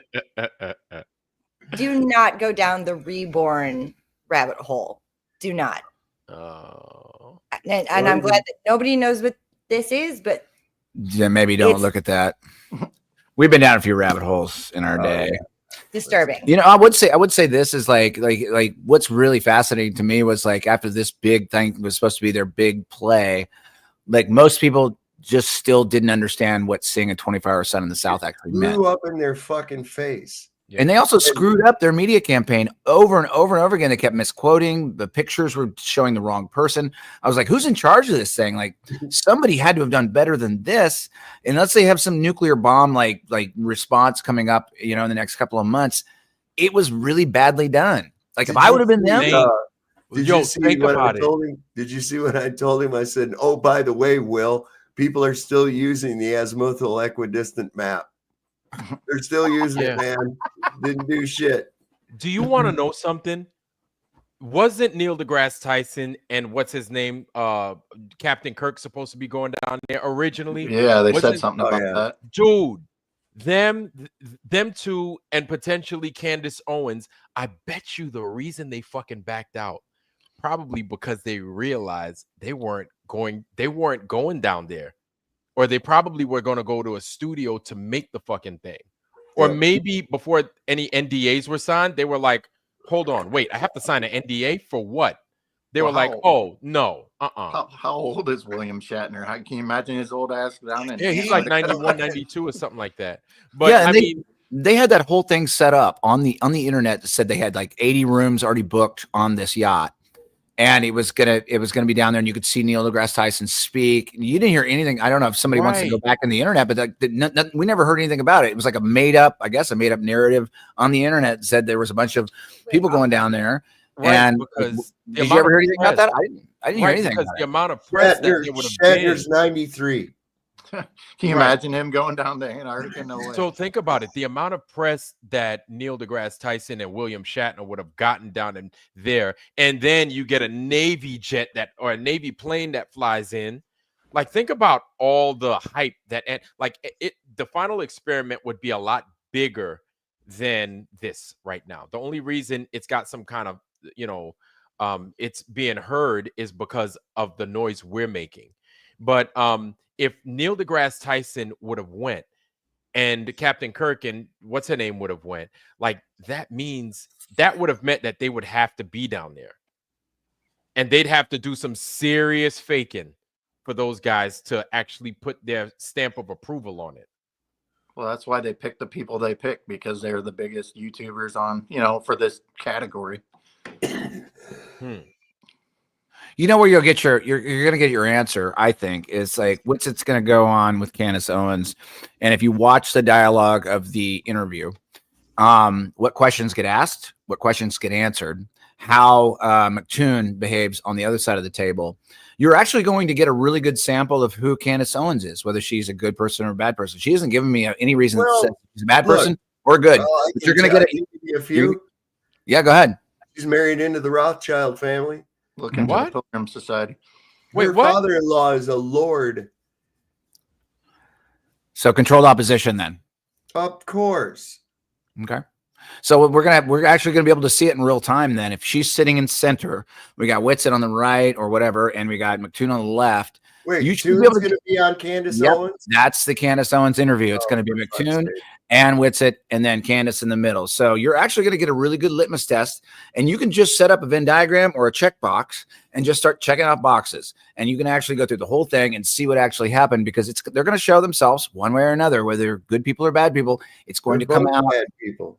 Then we're going to be able to see it. We should be able to see it. You should be able to check it off in boxes. You should do a Venn diagram. You're going to be like, oh, that's what they didn't cover, or they did cover that part, or they didn't. No, that's assuming that this will actually come out.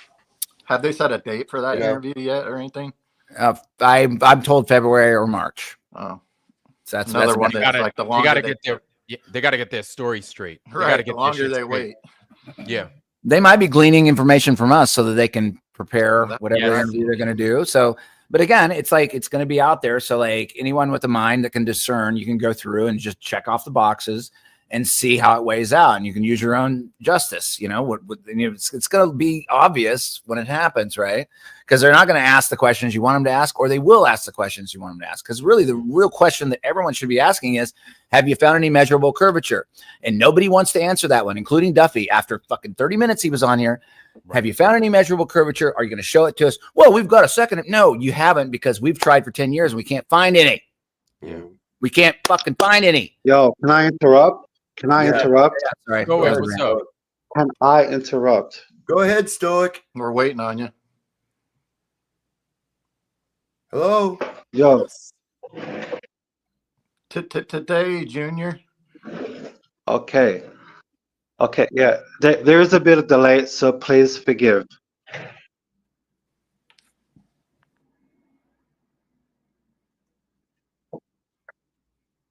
Where are you calling from? Mars?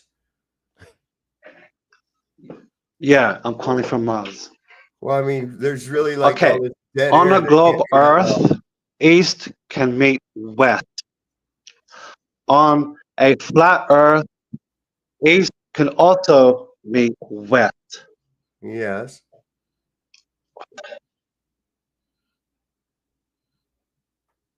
All right. Well, thank you for that. Let's the other model, east can never, ever, ever meet west. On what model? North can never, ever, ever meet south.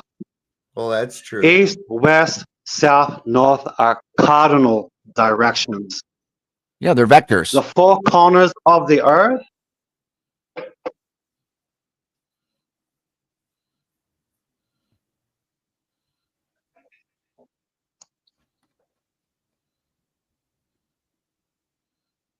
All right, you're gonna have to kind of like get that worked out or something. I think what he was talking about was semantically, no, east never meets west because it's a vector. It goes around a curve. Stoic is having some issues, and I think I saw people getting a little upset with him in the chat. He was getting mad about some stuff. Oh, I saw him say something about cardinal directions and shit too. No, east and west are merely counterclockwise and clockwise circles, while north and south are towards and away from center. It's that simple. This clown here, he started getting really kind of he's a little shit. Yeah, let's look at how he gets more angry. And the thing is too, I want to remark what you said too, Lowry. He doesn't look well. He doesn't look well. Maybe that's because he's got a clean shave. He looks like he doesn't have as much of his little scruffy beard that he likes to have. Mm-hmm. Show a we're not talking celestial about pole the sun. either. We're talking about the South Celestial What Pole. celestial Did you pole show did the you South? show? Wait, did you show the South Celestial Pole? Yes. Where? You didn't. Where? Okay, Show it. Listen. It's on this video. MC Toon captured it. Dave McKeegan Oh, captured well, it, there and you I go. captured it. We all captured it on our cameras. Did you So- do that on the 18th? What did you do all day on the 18th? All that time extra that you spent going to Serenas. How come there's no accountability for that? Hey, David, you're next because you said that something would prove the globe, and we got that too. So you're Yeah, the next, and I you're the said, next one. hey, you little deceitful fucking demon. Let me tell you something else no. too. You listen to me, young man. Let me tell you something. Later, I actually said no. As I've been thinking about this, it's not going to throw away all the rest of the mountains of evidence. So, no, it's Changed not his going mind, to prove yeah. that. So don't Okay, think so- you got some kind. Listen, you little worthless little tiny timeshare soundbite, salesman. You're Okay? so. I got you pegged. I know what you are. I can see you for what you are. Okay. I want to know you're the same Shut up a person minute. that I'm takes talking. one little piece Stop. of scripture and think that's the Stop. doctrine of truth and don't even go before it and after it and take the whole thing in context. Okay, That's your problem. All right, stop. Here's the thing, you little deceitful demon. I can see you exactly for what you are. Don't think you got some kind of a gotcha when you don't. What's with your account? What did you do all day of the 18th that there's no accountability for of anybody in Punta Arenas? Nothing at all. Was that studio day? Okay, so listen. Flatzoid said the South Celestial Pole would show the You don't want to globe. talk about it, do you? You said that if Now the he's ignoring sun yourself. rises to the Literally ignoring you. southeast, we definitely live on a globe. That's your exact word. No. Yes, that's Where David's did he word. say definitely? He said he looked at it You are further and he deceitful. thought this will not prove it. You're being Okay. deceitful as we're sitting No, right now. listen, I'm not And you being just deceitful. literally lied about what I said. You bore false witness about me. It's okay and to lie. I would It's like okay an to lie, apology. Flax. It's okay to Okay, lie. okay, Flatzoid, how did I bear false witness against you? You told me I said it will prove a globe. I said no, it wouldn't. Okay, you didn't sorry. show a celestial pole that you said you showed. Yes, I we haven't did. seen It's in the it. video, No, it you says. didn't. You didn't even prove that you actually showed the sun as you claimed. Okay, so what would you accept? Because we've already done it. What would you accept? We're not that- accepting anything, dude. that we captured the South Celestial Pole. Hey, by the way, they're still using the azimuthal equidistant map. You didn't change a thing, bro. Hold on. This is important, Flatzoid. You challenged me to capture the South Celestial Pole. We did Were it. you? Wait. Three Were of you? us captured it. Were you directly underneath it? No, that would be impossible. That's what I said. How is it impossible? Maybe you should Flatfoot. listen again what it said. I So said you Flatfoot. should be directly underneath it. Did I not say that, guys? Hey, Flatzoid, that shows your ignorance. Because No, if no, no, there's- no. This if shows your there's a- dishonesty No, because it you're doesn't. making shit up. No, no. Flatzoid. I'm telling you now, there is no such thing as a South Celestial Pole. There is a point that they call based on Sigma Octantis, which they claim is a celestial pole. There is no celestial pole, actually. That is the Okay. thing. Now, I'd asked you, did you go and be directly under the South Pole like I said you should do? The answer is no. So Okay, you so didn't do Flatfoot. what I asked to do. So therefore, Flatfoot. you are once again being deceptive. No, Well done. Flatzoid. This shows your ignorance of the globe. Not my ignorance. You You're a should liar. know. You should You're a know. liar. Will you play that- again what I said, please? You Make should sure know. everybody listens. Look on Skype. I've sent you the clip of him. When What he he does actually that said when he shit. claiming, and we can see was he being truthful. Flatzoid, you should know that if there's a 24-hour sun at the South Pole, There you isn't. can't. There isn't. There isn't. Well, yeah, we And captured Duffy, captured why did that you too. promote? Why did you promote my You haven't shown one. You GoFundMe? haven't shown one. Hey guys, You never answered me back, dude. Just You so never you did. guys know, this is actually helping end flat Earth. Is flat Earth. You know, Denying. can I just thank you? Oh my Delusional. What the fuck, right? You're helping end flat Earth right here. Everybody just broke up laughing. It's It's like- bizarre, right? Isn't it not bizarre? Do you find that behavior extremely bizarre? And then Like- look at his reaction. Look at his reaction. He's just got that stupid fucking smile. Especially for a so-called pastor. This guy, it's like you're helping destroy flat Earth. Now wait a second. Destroy flat Earth. What are you talking about, really? Destroy the Earth, God's creation, the biblical cosmology. That's what you want to destroy. Of course, we already know that you're a deceptive little creep. Yep. 100%. Dude, you could slip right into timeshare sales and you'd do great, man. Yeah. You're a slimy little fucking sleazeball. It's not a problem for you.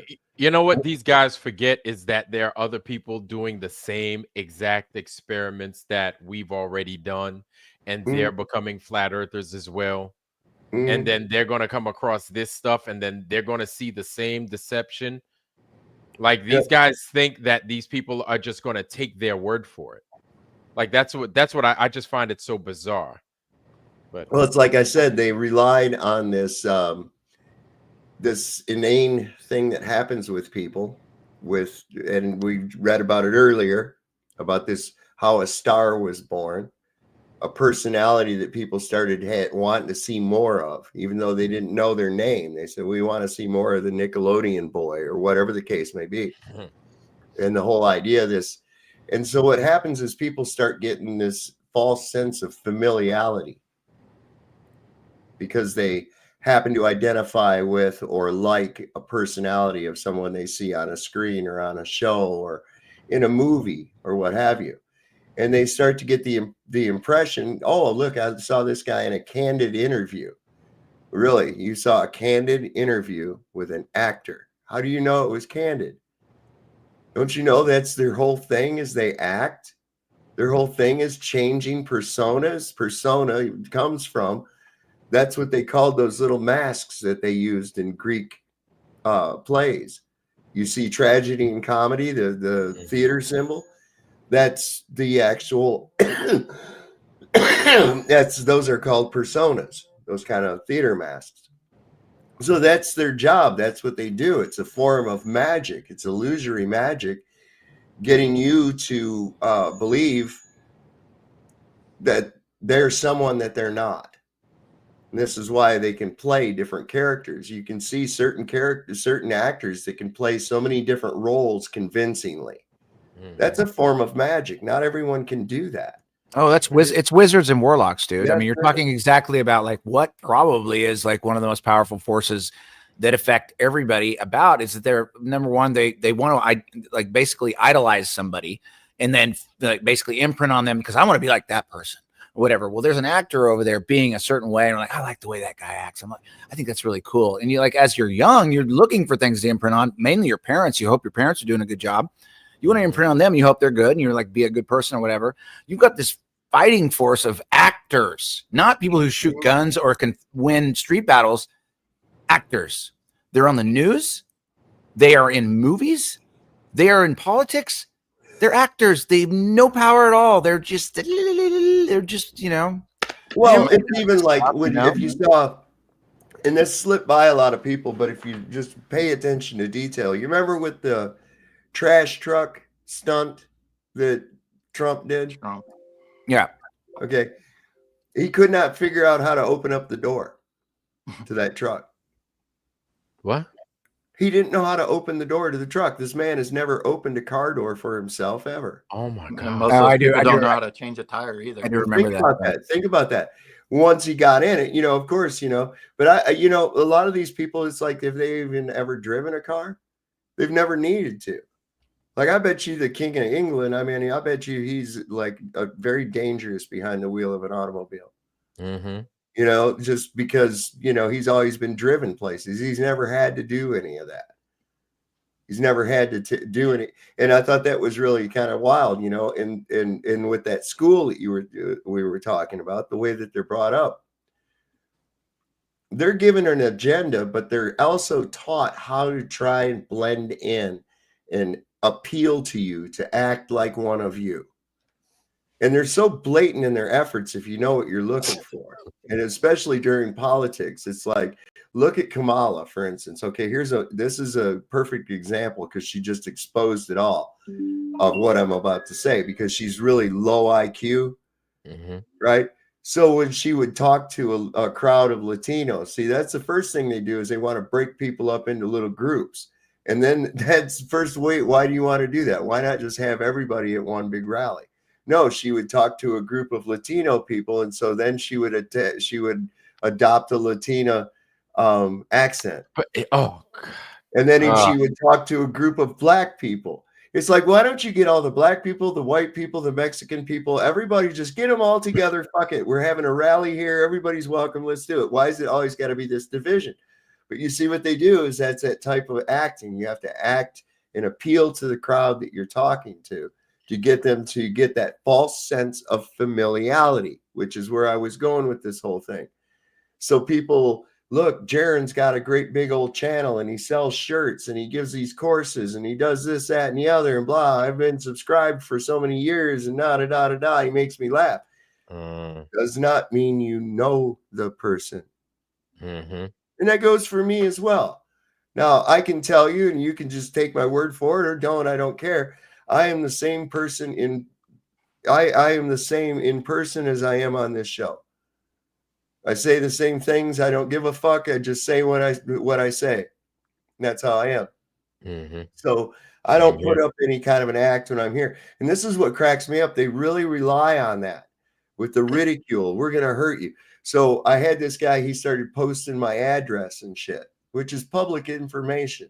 You're not fucking Dick Tracy or something. So he starts posting that information. And then later on, here it was earlier, he says, oh, I found your criminal record. And I says, well, you found what's called a criminal record. If you look, there are no crimes on there.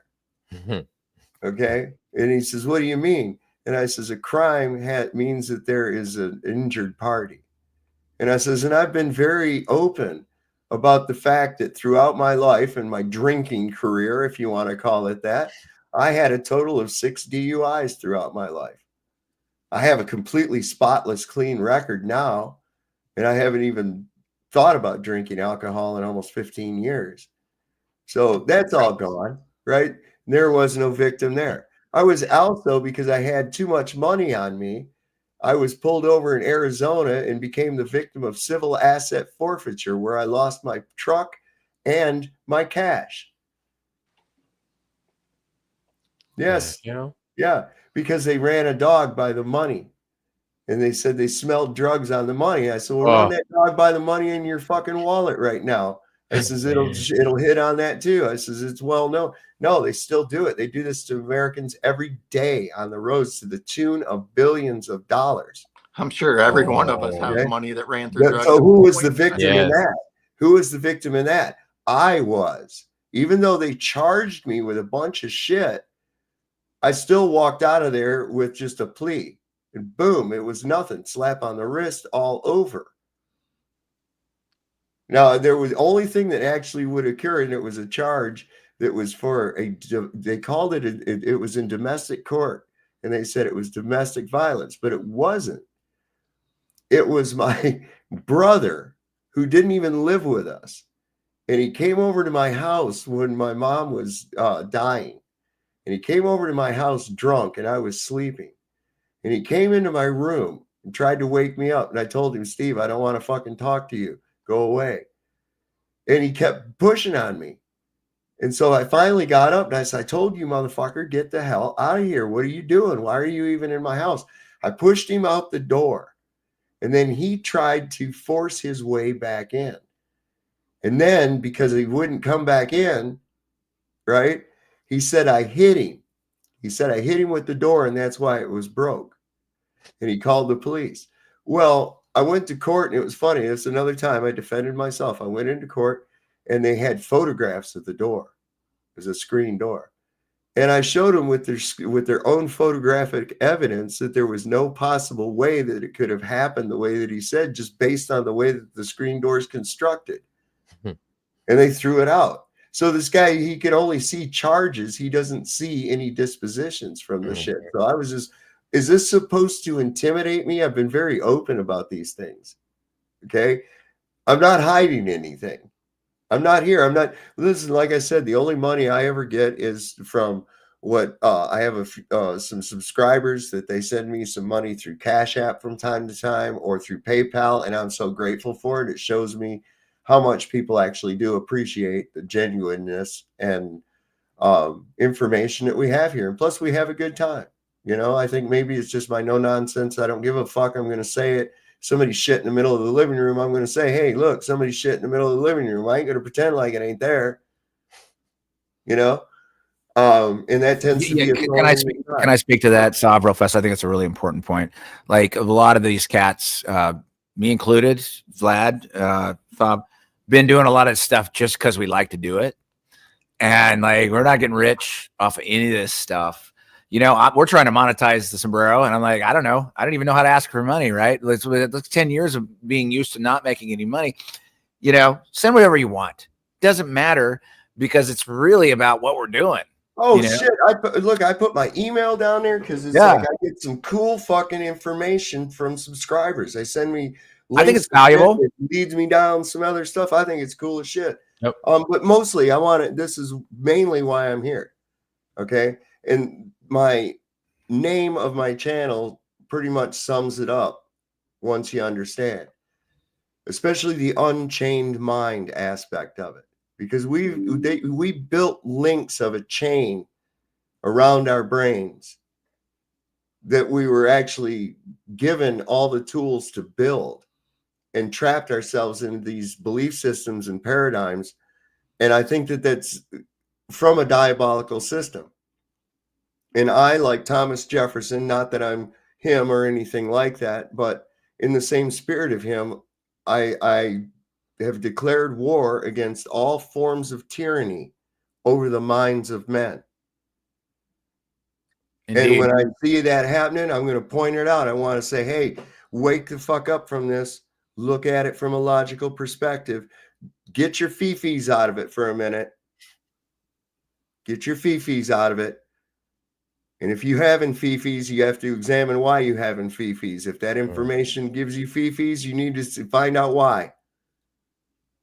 That's what the thing with like flat with biblical earth or flat earth, whatever you want to moniker it with, when that first reaction, you know, you're walking down the street, hey, how you doing? Nice day, pretty good, man. Hey, did you know the earth's flat? Go fuck yourself. And it's like, wow, holy shit. You know, I mean, it's about like that. And you know, if a single person would actually listen to a conversation we had for like 20 minutes, they would laugh with us and be like, you know, these guys, they're not what we thought. It's just that little bit of getting people up over that hump and like, maybe just listen for 15 or 20 minutes. You'd find out that we're not crazy people. We're not part of a cult. We're not anything. We just know how to discern, and we actually have a sense of humor. We're not trying to make you do anything except use your eyes and your senses and figure it the fuck out. Well, you can't get people over that little hump. You can't get them over the hump. It's really tough. I have to say, I am guilty of trying to brainwash people into thinking for themselves. Indeed. Nothing wrong with it. You know what I'm saying? Nothing wrong with it.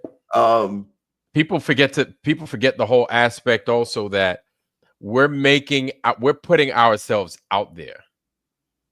We have this is not, it's accepting the flat earth is easy, but letting people know that you accept the flat earth, for a lot of people, that's hard. Yeah. A lot of people ain't comfortable being the outsider for it all. That's right. And once you're the outsider, like it says a lot about the kind of person that you are. And it says a lot about your character. And a lot of people just gloss over that part altogether. And all they focus on is the fact that you're saying that the earth is flat. They're not thinking about the fact that, hey, you've been called the idiot for ever since you've called the earth flat.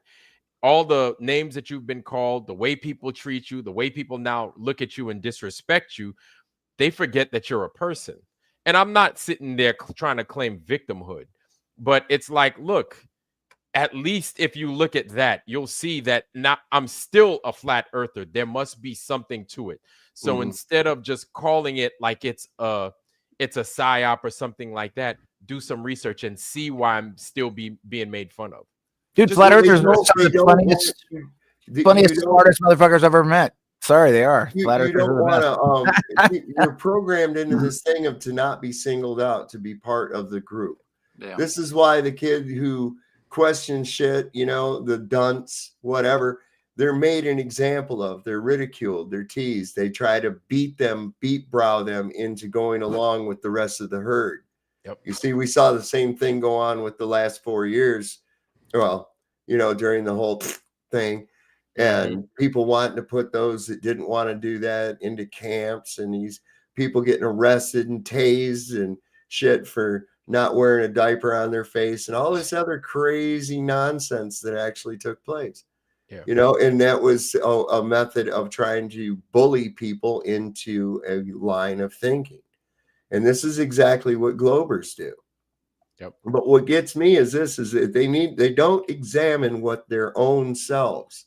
For instance, this vitriol reaction that happens when flat earth is mentioned, that the earth is not a globe. Okay, why do you have that? Who would have thought globies were bullies? Who would have thought globies would be bullies? Well, no, those are not globies. Those are flat earth haters. Flat earth haters, yeah. Okay. Because there's people out there that they just don't know better based on the fact that they went to this fucking 12-year prison. And in order to get the fuck out of that prison, you got to answer back the shit that they told you the way that they told it to you. And then they give you a paper and say, oh, congratulations, you're smart. And you're finally out of the fucking prison. So you think. Yep. But you're not, because you built the prison around your own mind. That degree is one of the worst fucking things that education could have done for mankind. These degrees have gotten people so fucked up in the head. And, you know, and to be honest, I'm sure there are parents out there that see their kids with these crazy degrees. And you as a parent could look at your kid and be like, you know, you still a dumb motherfucker. You know that? Damn like straight. I love my kids. I love my kid. But then you look at them graduate high school, you're like, man, you may have gotten a 4.0. You may be graduated with honors and stuff, but you still stupid. You got a bookshelf on top of your head. You don't know what the hell you doing. Yeah, right? and basic something else to say to that too, Iron, is like earning like a degree in, like, say, welding or a craft or something like that. That's valuable as shit. Right. Like a lot of these degrees are just useless, shitty degrees that mean nothing. Underwater basket weaving. Yeah, it's just dumb. It's just like, I got a degree. What are you doing with it? It's like they don't have that. It's just dumb. It's dumb, but it's a status symbol, you know. And getting people to work themselves out of that indoctrination is hard. Like, some of us were pretty good about escaping the MK Ultra bullshit in education, and some of us weren't. It took me fucking almost 50 years to escape this crap, you know. So I'm no genius in this, you know. And that's why when I explain it, like the last few episodes on my show and stuff, I was explaining some stuff like that on the Black perspective, because there are a lot of Black folks that feel that if you don't, especially when it comes specifically to the globe, if you don't believe in the globe, then you're stupid. And if you're Black and you believe that the earth is flat, then you're now you got your adopting white talking points and you're a white supremacist and stuff like that, which that confuses the hell out of me. But that's what they see you as, and they're like, oh, you must have voted for Trump. Like, you hear it all. And so, and I mentioned the fear that a lot of Black folks have seeing the earth as being flat, and it's not the fear of coming into understanding, but it's just the sheer fear of what white people are going to think, of what white people with the degrees and the job opportunities and stuff like that are going to think, right? What your potential boss is going to think, or what your colleagues are going to think. And so a lot of Black folks are just scared to even tread on those waters. And I find it funny because a lot of times we're known for being those that call it like it is, that call a strike and a ball. But in this instance, we're scared as shit. And I called it out a few times on other people's channels, and man, boy, they threw the rotten tomatoes and the potatoes at me. I put a poll up in the chat regarding whether I was too harsh on Duffy when I called him a deceitful little demon. Not harsh enough. That was nice of you, though. I think that kind of shocked him. I think it shocked him. He didn't know what to fucking do. Hey, gentlemen, I don't think anybody's done that to his face. We are going to continue to lurk. I want to play some. We're going to play dice and listen to you guys, and you guys keep it up. We're going to keep listening to you guys. I love all you guys, and just keep up the good work. Right on, you know, man. Be safe. Love you guys. Be safe, everybody. Bye, Uncle Saab. That was Nicole saying bye, Uncle Saab. Auf Wiedersehen. See you, Nikki. Which does not mean goodbye. Auf Wiedersehen does not mean goodbye. It's basically, it means I will see you again. I'll see you again. Okay. Now, those guys, they're playing dice. They got a cardboard back there just over there playing CeeLo or playing craps. No, I was assuming 10,000. Have you ever played that? Use 5 dice, 1s and 5s count, or 3 of a kind. A straight is worth a certain amount. And you start out like 1s are worth 100, 5s are worth 50.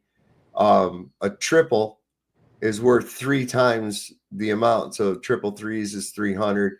And you 3 1s is 1,000. The thing is, you can't even stop until you get at least 1,000 to start out with, and then you can stop anytime you want to. So you got to be able to get up to 1,000 without not rolling something that would count. It's a pretty fun game, man. Dice. Yeah. We're shooting dice. Oh my god. Craps is fun though too. I like that. I'll play a little bit of that. We used to play that when I was at track meets.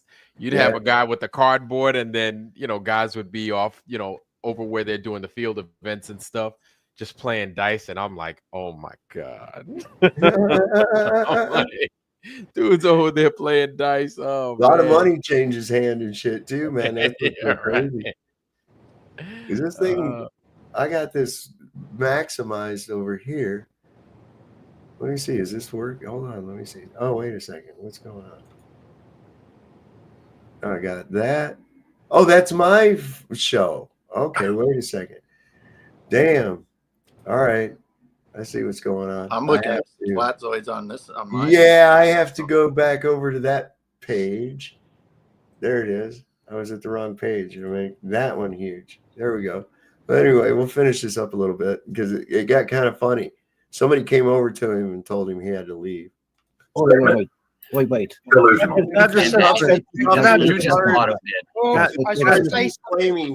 As far as you claiming anybody having ignorance on the globe, you're ignorant on the globe because anytime you've been asked anything about it, you go, I don't know, and you do your little smiling Bob routine. I just want to what play did you something. do on the 18th, Duffy? I just want to play something where Duffy just showed lying again, guys. Well done. Good. I don't have a lot of time, but I wanted to jump in here because you said a South Celestial Pole would show the globe. No, I never said that. Evidence. Never said the South Celestial Pole would prove globe. Now, the video that you presented did not say that, Duffy. That's a lie. Play the video that you relied on to prove that point again, please. Sorry, what are you asking me?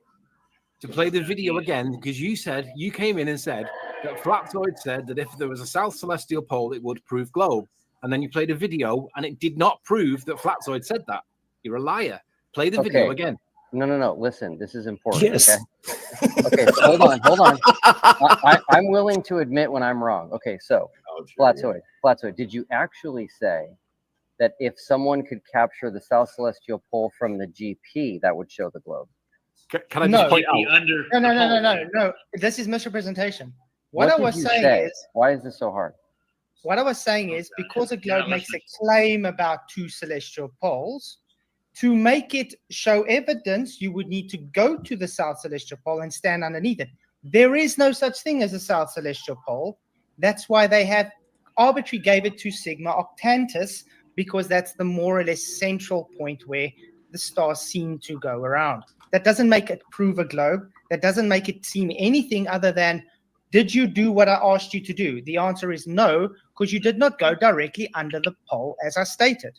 And can I just point out, you're lying about me and misrepresenting what I said. That's called deception. That's called bearing false witness. Where did you take that? If someone stands under the South Celestial Pole, which doesn't exist. Just 1 minute. Where did you take that? That's your claim. So let's test your claim. Just 1 minute. 1 minute. If someone thinks you're wrong and they stand under the GP of the South Celestial Pole and they film it, does that refute you? It then shows there's a celestial pole. That's all that it will show. Okay, it shows a South Celestial Pole, right? Doesn't prove globe, though. Doesn't prove a globe. Okay, so hold on. The exact phrase that Flatzoid used in the clip, which I can replay, is he said that would show the globe. That was question mark.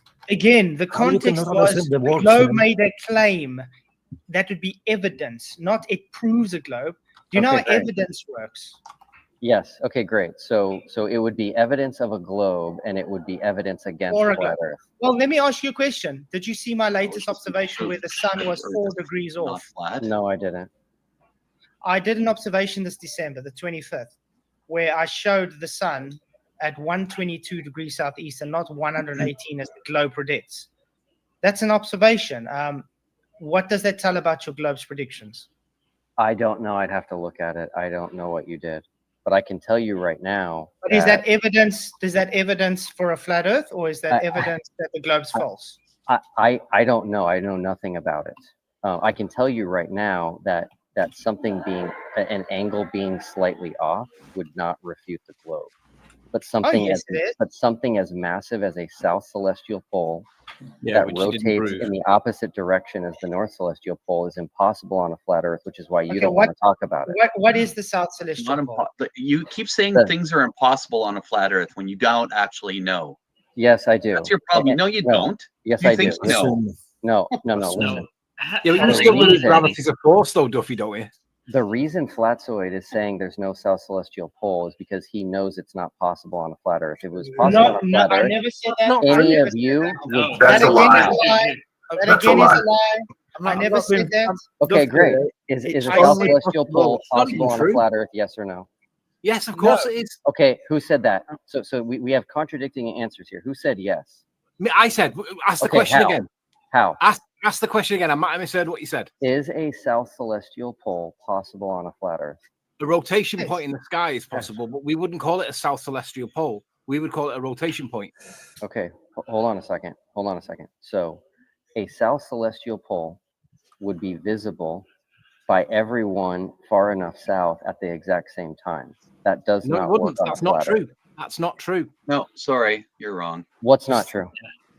You can't get 3 observers, one in South America, one in Africa, and one in Australia, looking south at the same time. One of them is always during the day.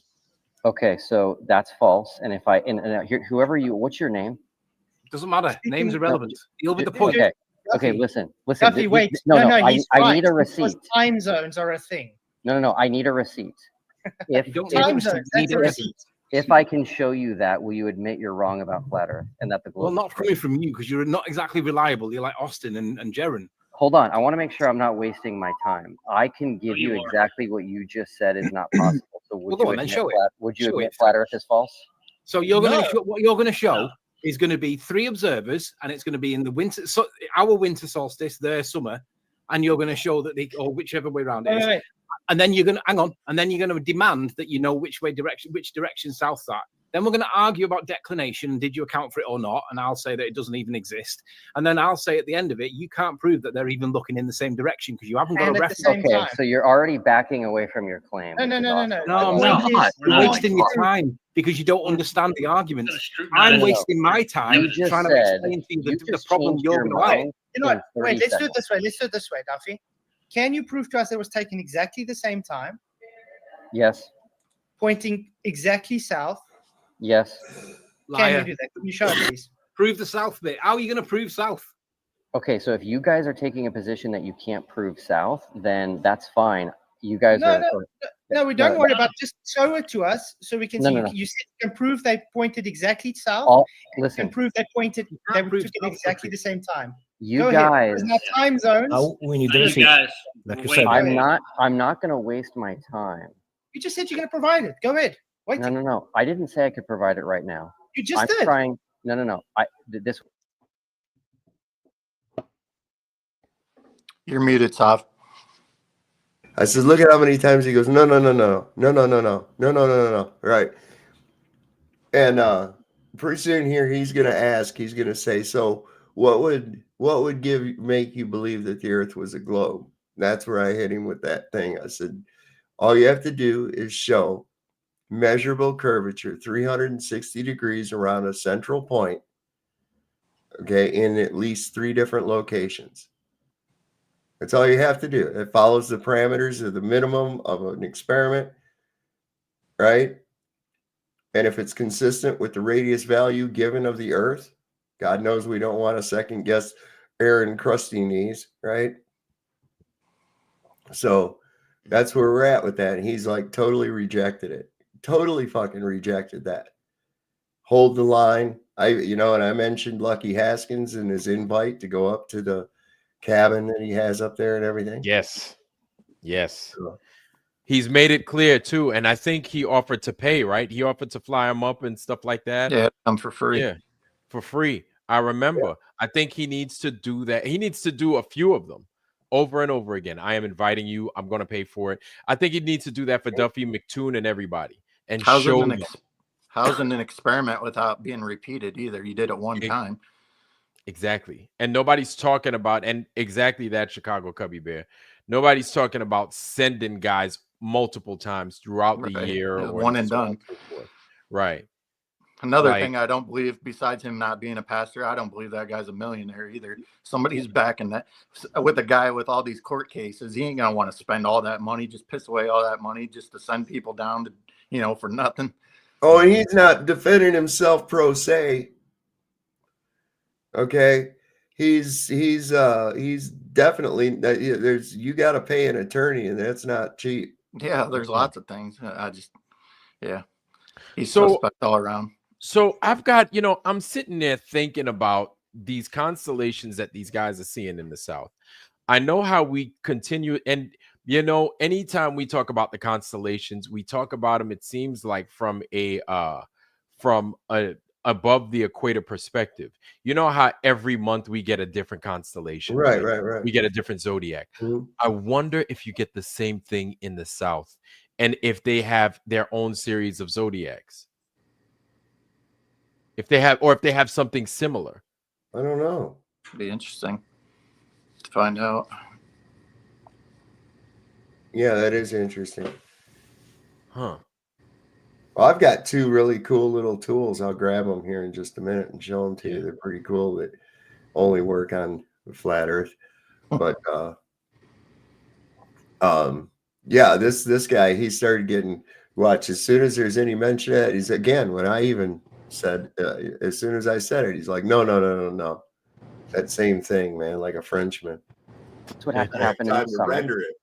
This would have to happen in the You summer. would also have to prove I'm self. looking for receipts for my next Listen, here's your receipt. experiment. I gotta go. I'll see you later. Well, you didn't even have an experiment. I'm looking for receipts for my next experiment. So I want You you didn't even have an guys. experiment to begin with. That's okay. That's fine. I want you guys to tell me what would falsify flat Earth and what would prove the globe. Oh, this wouldn't even falsify flat Earth, but listen, Okay, I got you right here. I got you right here. You were already invited up to Lucky Haskins' cottage. Okay. Mm-hmm. That's it. So if you could find, listen to me. If you could find measurable convexity, in fact, if you could find measurable convexity, and you don't even need a long distance, and at least 3 separate locations, because we're doing an experiment, show that there's measurable convexity 360 degrees around a single point from 3 different locations. This could be done on a frozen body of water using a deodorant. Listen, yes, it can. Water expands when it freezes. You're wrong. Yeah, not enough at the same rate of the Earth, though. The curvature of the Earth. Yeah. So it has, remember, consistent with the radius value given for the Earth. Okay. Irrelevant. So no, it's not irrelevant at all. Not irrelevant at all. It is. And this could be done easily. No. With a why do you reject it when you don't even know it?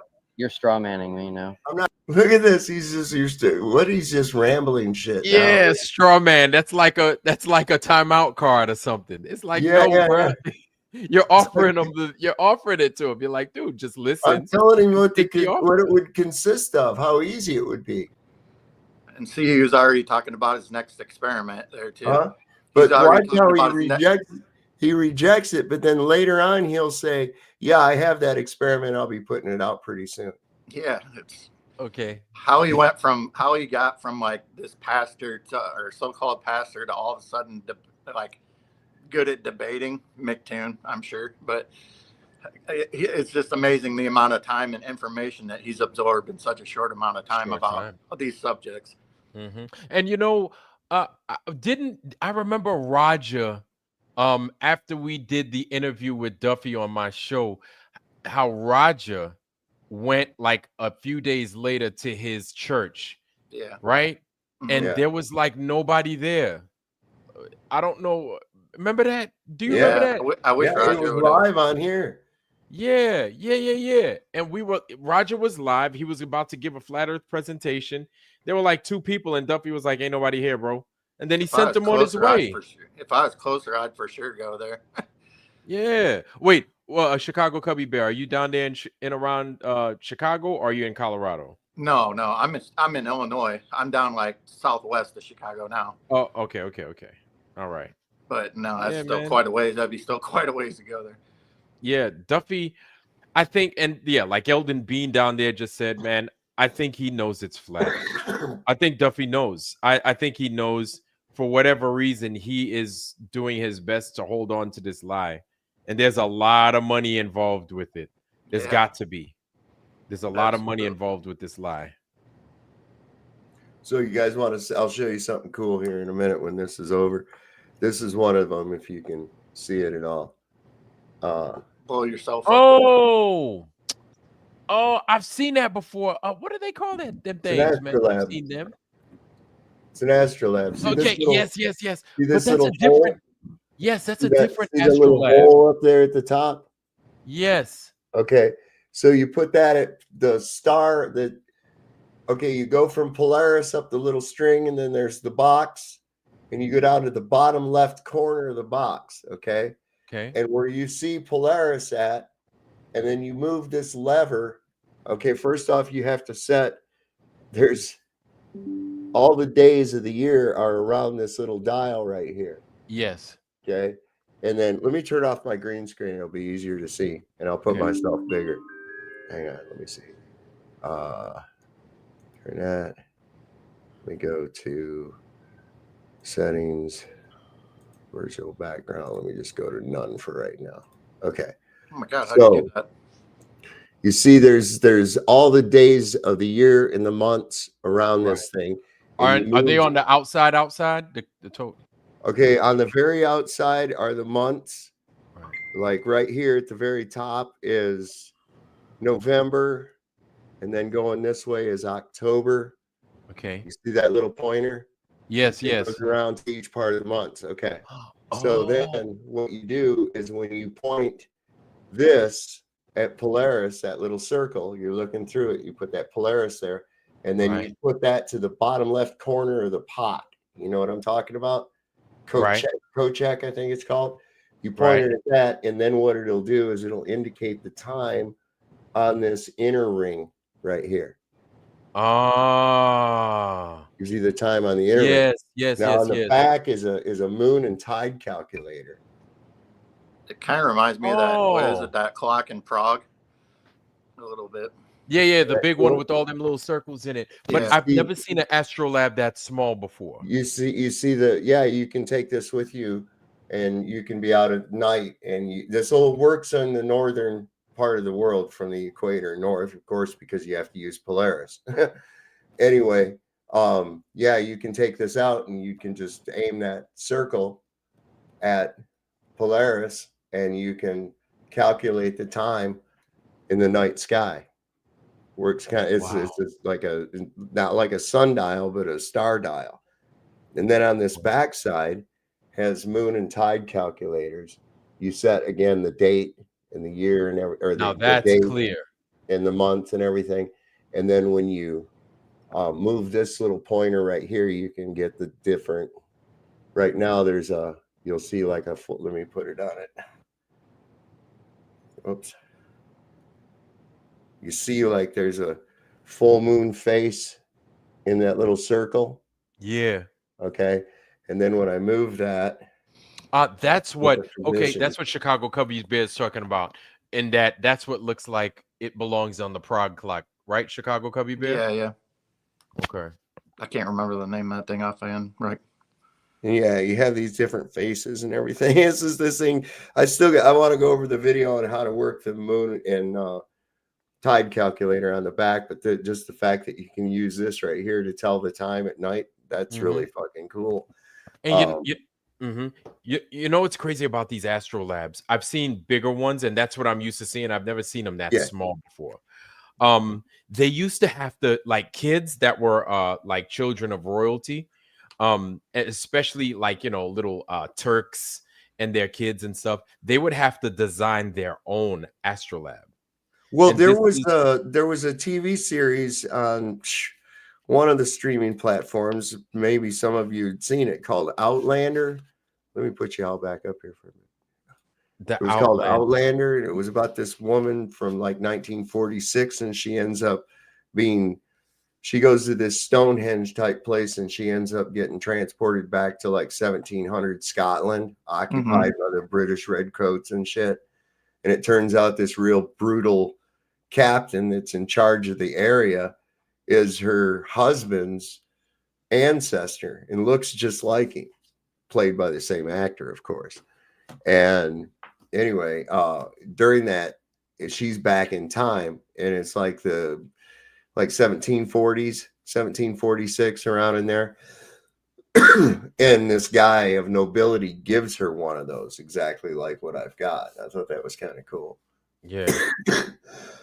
Nice. I'm getting the last of that out of me here, man. Yeah, Wow. they called the one with the days and stuff in the middle that you could turn, they call that the reet. The reet, some stuff like that. The reet. Yeah, man. I find astrolabes fascinating, and it's like they can only work on a flat earth. So well, this too. Yeah. We get this little dandy out. This is pretty cool. This, I'm going to put myself, why did I turn my thing back on? Hold on a second. Do my virtual background none. There. Close that out. Do me up big. Okay, this little deal right here. This is a sundial. Okay, so what you do is you can pull this out like that. Nice. Okay. And then what you've got along this ring that came out is the times a day. The times a day all across these rings right here. Okay. And then this thing you see inside this little like sight gauge right here. Right. Okay. You move that to the appropriate time of year, and it's listed by the months. It goes like January, February, March, April, May, June, then July, August, September, October, November, December, and then back to January, all the way around in a circle. And you can tell by the increments, it's based on the analemma too. Yeah, I was gonna say it looks exactly like that middle piece, just looks like an analemma without crossing itself. But See, it crosses is that in itself. focus? Is that in Yeah. focus? Well, no, not really. But it kind of goes in and out a little bit. Yeah, maybe move it back a little bit. There you go. So you put might this be focused out, on you put this out, and then the sun, you get it to shine through that hole. Okay.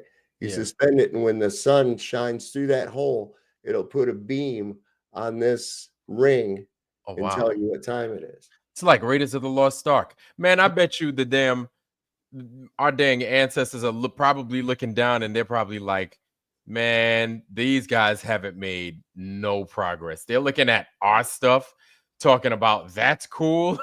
Yeah. So I think that's pretty cool. You can get these. They're made in Austria.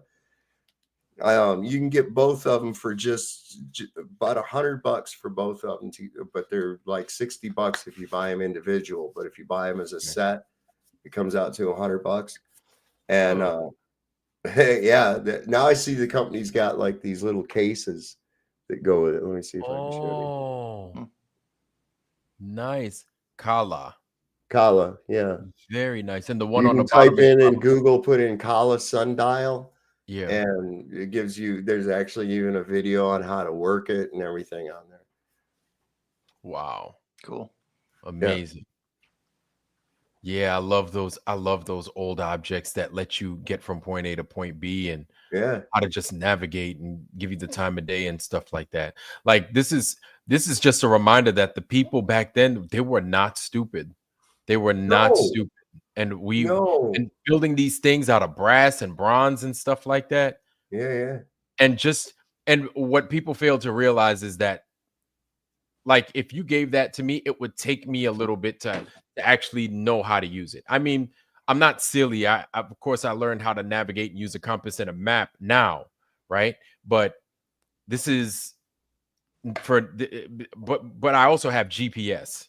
You understand what I'm saying? Whereas if you give this to a layperson that's never used a compass, never used this, never used that, but they know how to use cell phones, beepers, computers, and the like, you give that to them, they wouldn't know what the hell to do. So for anybody calling people from back then stupid or they're primitive, they just don't get it. It's like, man, you don't understand how smart these people actually were. Yeah, people fall in love with convenience. Yes, they were just lazy. Yeah. Here's something that's kind of interesting too. I just thought of a second thought to show is that when this thing is in full operating position, which is open like that, do you see the angle? It's a big look at the angle of the time teller. Yeah, it looks like a big X. It's going that way, and then the sun is right here. But you notice it's not in a vertical thing like that. It's right. There's your tilt. Wow. That's crazy. That's crazy. So yeah, like you say, they weren't dumb people, man. Not by any means. You got to figure this. They took advantage of dumb people by hiding the true knowledge and replacing it with some kind of fucking nonsense that gives them control over people's minds. Still do. Yes, that's exactly what they do. That's what they've been doing. Diabolical little evil people like Will Duffy. That dude. I don't think he expected me to say that to him. Didn't seem like it. Yeah, and it's pretty direct. It's not like you're calling them an asshole or you're a jerk, you're a liar. Yeah. No, when you call somebody what they like, you call them, you are a demon, and you call them that specifically. Demon, that's no shit, and that's what I see, man. I'm sorry, the shit you try to teach as far as your church is concerned. Oh my God, Chris! Anybody that run away from this fucking guy. In fact, I kind of tell people, church, you're not going to find God at church. Okay, you're not ever going to find God externally. I mean, you can see evidence of God externally, but you're going to find God internally. How's he got time for all these experiments too? It's like any pastor I've ever known, they were just completely involved with the church. Like they didn't have any spare time to do all these other things, like go to Antarctica or whatever. Yep. This and that's smiling how deceitful Bob fucking guy, man. I swear to God. Yeah, how deceitful that is, man. To call yourself a pastor, going around doing this, and then it's such a bad lie. It's such a bad lie, but I'm not going to judge. I'm going to do my best to not judge, but man, that's terrible. Well, I call these demons out when I see them, man. And I don't know what it is. I can just see through them. I can see that demon in them. It's wild. Not strawmanning you at all. It is a straw man. That's what would prove a globe Earth would be measurable convexity consistent with the radius value given for the Earth. That's it. And we got another one. We got another one. Can't do it. That's why. You know you can't. Test pressure without containment. Hold on. Here's your receipt, Duffy. You want a receipt? Listen, guys. Duffy, you want a receipt? Stop. Please define for me measurable convexity. Okay. Do you know how surveying works? No. You don't know how surveying works. Okay. They use a theodolite and a marker pole. And so what you can do is on even a frozen body of water, even a Bolivian salt flats, you can have a marker pole with a guy using it, and you show with that theodolite that there's a measurable dip from a central point consistent with the radius of the Earth. It's that simple. Measurable convexity. You can actually use a laser and do this. It's cost a lot less now. Even another because here's the thing: if convexity is evident on a big scale, it's still there at a small scale too. Okay. This is why we have these things called fractions, and then we got even cooler than having fractions. We got decimals. Okay. We have very precise instrumentation these days. Okay. So there's no excuse for this. And for a fraction of the cost it took you to pull off this fucking moon landing hoax, you could actually go to a couple of places, have a good time, and prove convexity, measurable convexity, consistent with the radius of the Earth that we're given. That's right. You could go fishing in Michigan, man. There I you would go. take that. I would have been like, fishing for real? Man, I'm going. That would have been an easy sell for me. Yeah, man. Easy. But if there's curvature is curvature. There's never a straight line in a curve. Even if it appears that way and your eyes don't perceive the curve, it will measure that there is a curve. Otherwise, you don't have a radius at all. Yep. It doesn't just be flat and then at some fucking scale all of a sudden start being convex. That doesn't work. That's retarded. What's Renee say? Oh, darn, I missed it. I'll have to watch this whole stream again later. My neighbor caught the building on fire this morning. And what? And I'm only in chat when I sit down for a break. Oh, my God. That sucks, dude. Hell? Whoa. See, in the Neighbor tower in caught the Inferno? building on fire. Well, I hope everybody's okay. God Yeah. damn. Sorry to hear that, Renee. Yeah. God damn. Saab, Chicago Cubby Bear. Chat, you guys are amazing. My black ass has got to go to bed. Yes, Yeah, sir. I'm going to wrap it up with this. This has only got a couple more minutes with him yapping, and I'm going to probably cut her down myself, man. Shit, man. But it's an amazing show tonight. It's an amazing show. And yeah, man, I just wanted to drop by, say what's up, man. Show some love. Well, I thank you for coming by. It's always a pleasure, Vlad. Man, I appreciate you, man. I appreciate you. And thanks for having me. Yeah, I'm going to be on Tuesday. And if you guys would love to drop by, man, I'd love to have you. I don't know if you're going to be doing anything on Tuesday, Saab. That's always been my night, man. Okay. See? Yeah. It started out as Tinfoil Hat Tuesday. Yeah. That was like 2 years ago. Oh, see. Well, more than 2 years ago. It started out that on my first channel, and then we said stuff that YouTube didn't like, and they killed the channel, and I had to start it all over again. And so that was almost 3 years ago. But this channel here has been going on for 2 years now, and we're doing pretty good. We're having a good time with it. Hell yeah. All right, man. All right. Well, Sav, Chicago Cubby Bear, you guys be blessed. Y'all have a good night. Man, I'm about to go brush my mouth. All right, brother. Yeah, have a good one. Peace, y'all. Peace, chat. Right on. We'll see you next time, buddy. Yeah, it's always a pleasure having. I like Ironworks, man. He's cool as shit. Anyway, let's finish this guy up here. Another thing, the hold the line experiment would be a good one too. Look into that.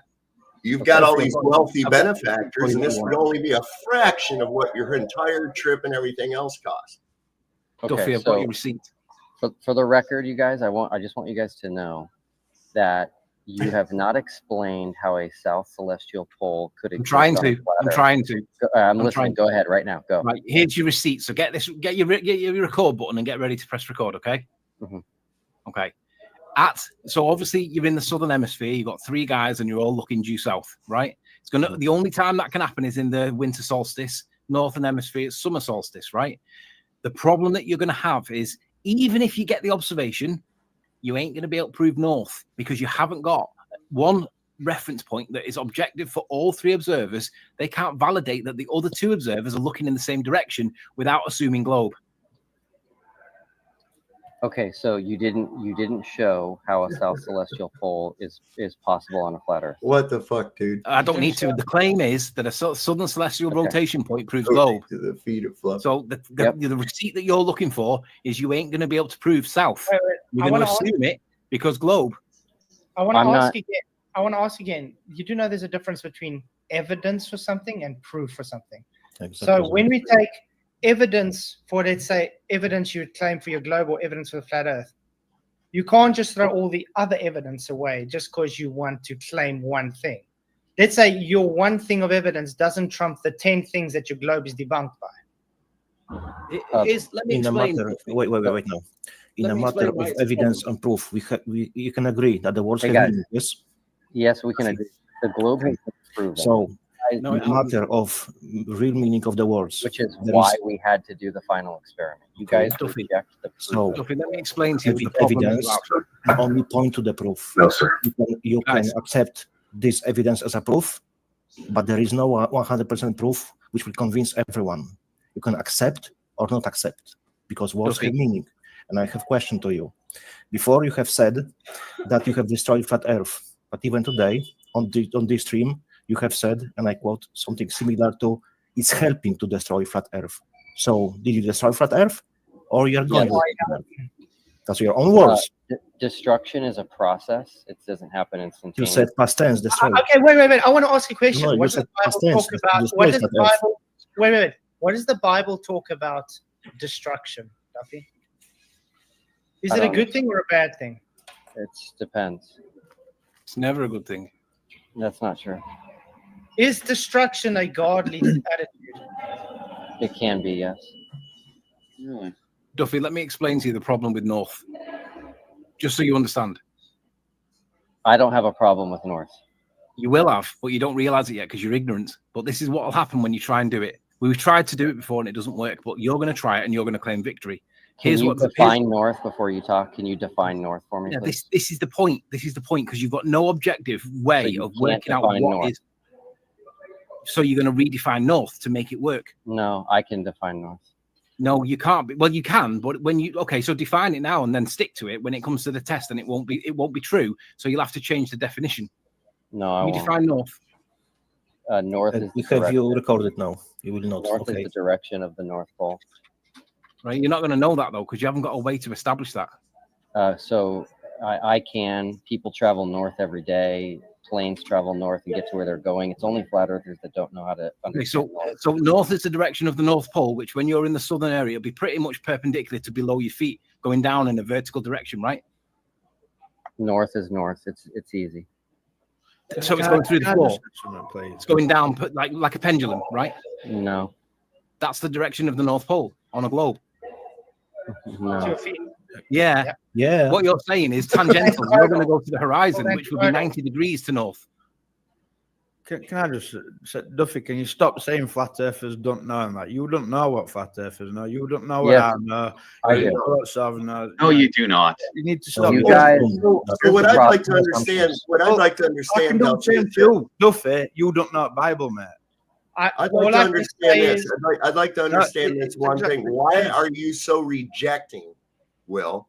Why are you so rejective of just proving measurable convexity consistent with the radius of the Earth? I can't. Why would you reject such a thing? Wouldn't that absolutely prove it? You go 3 different places. You get consistent measurements that prove convexity consistent with the radius of the Earth, and whammo bammo, or even the hold the line, which both merely a fraction of what you've been through with this other nonsense looking at the sky. You guys need to learn something from me, which is that if you want to have success, create an experiment and get the other side to agree that you're not straw manning them, and then do it. Well, how is that in any way, shape, or form? So deceive them, yeah. I'm going to say, what you want. Remember when we had our debate? You still haven't answered me why you don't understand it's a false dichotomy. I haven't got any response yet about the false dichotomy yet. And you just literally claimed no straw manning. Literally, that's what you've been doing. That's what your TFE is about, straw manning. Yeah, so here's the deal. Here's the deal. You're never going to get everyone to agree with you, but I got a vast majority of the biggest flat earthers on record saying that a flat earth cannot have a 24-hour sun in Antarctica, that a 24-hour sun would prove the globe. And so I made the experiment for all of them. What you guys need to do is learn from me. And if you think there's an experiment that will refute the globe and prove flat earth, create it. Get globers, get a vast majority of the biggest globers to agree with you and do it with you. That will work. Let's do it another way. Nothing else will work. Let me clear something up for you. I want to say something. Wait. Let me clear something up for you. I'm going to ask you just a few questions and just answer them truthfully. Do you ever measure curve? Yes. Okay. Have you ever been able to demonstrate gas pressure without containment? Yes. No, you haven't. The liar. Have you been able to observe Earth's movement? Yes. Liar. There we go. I've made my point. All right. Here's my receipt. Look at Look his big smile. He's lying. Here's my receipt. So He is Duffy, lying. you will demonstrate to us gas pressure containment. You will demonstrate to us measure of curvature, and you will show us an observation of Earth movement. There we go. That's There's right. your- So, Will, let me ask you something. If you could show, if measurable convexity could be shown as I described, would that be a check for the globe or a check for flat Earth? Which way would that go? Globe. Okay. So why are you so resistant to it? I'm not. I did it. We just Where? haven't released it yet. Or you It's did coming. it? Where? How did you do it? You- So now, wait a second. Now he says he did it. Now he says he did it. And the other time he just said, no. And he says, because I already did it. And he says, it's coming soon. Bullshit. Because he's Give us taking a brief notes. summary of how No. you did it. More Why? figure. Did it involve looking at the sky or actually measuring convexity? They need to do some more editing It first. involved measuring the ground only. Okay. All right. Duffy, So- your own words. You just guys claim. are gonna have to And what abandon three flat Earth. and what three different places did you do this in order to make it a I'll never abandon God's word. You hear me? I'll never abandon God's word, and His word says that He created Why is this guy interrupting? this realm. I don't know. I'm waiting. I'm trying to get an answer. So we only did it in 2 places, and if that's Okay. not good enough for you, I can't help you. But Saab, listen, you interviewed me. I don't have time to watch all your guys' shows every day. You interviewed me. You said if the sun rises to the southeast, we definitely live on a globe. Yeah. I went and looked at the sun. It rose in the southeast. You should just become a glober. Okay. How do we get So southeast? the next night, I did the next video that I did where I said, no, I previously thought this, but as I've been weighing out everything in my mind, I've decided that no, that will not determine that the Earth is a globe, because you would have to throw out all the mountains of proofs that it cannot be.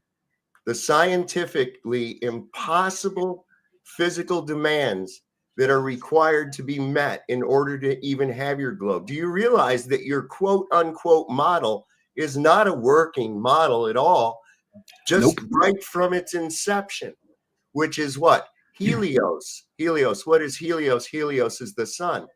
You guys believe that the sun is a big gob of somehow helium and hydrogen collected together against gas behavior for no reason whatsoever, and then collapsed in on itself and became nuclear fusion. Dude, that isn't even fucking possible. Okay? So your shit dies right from inception.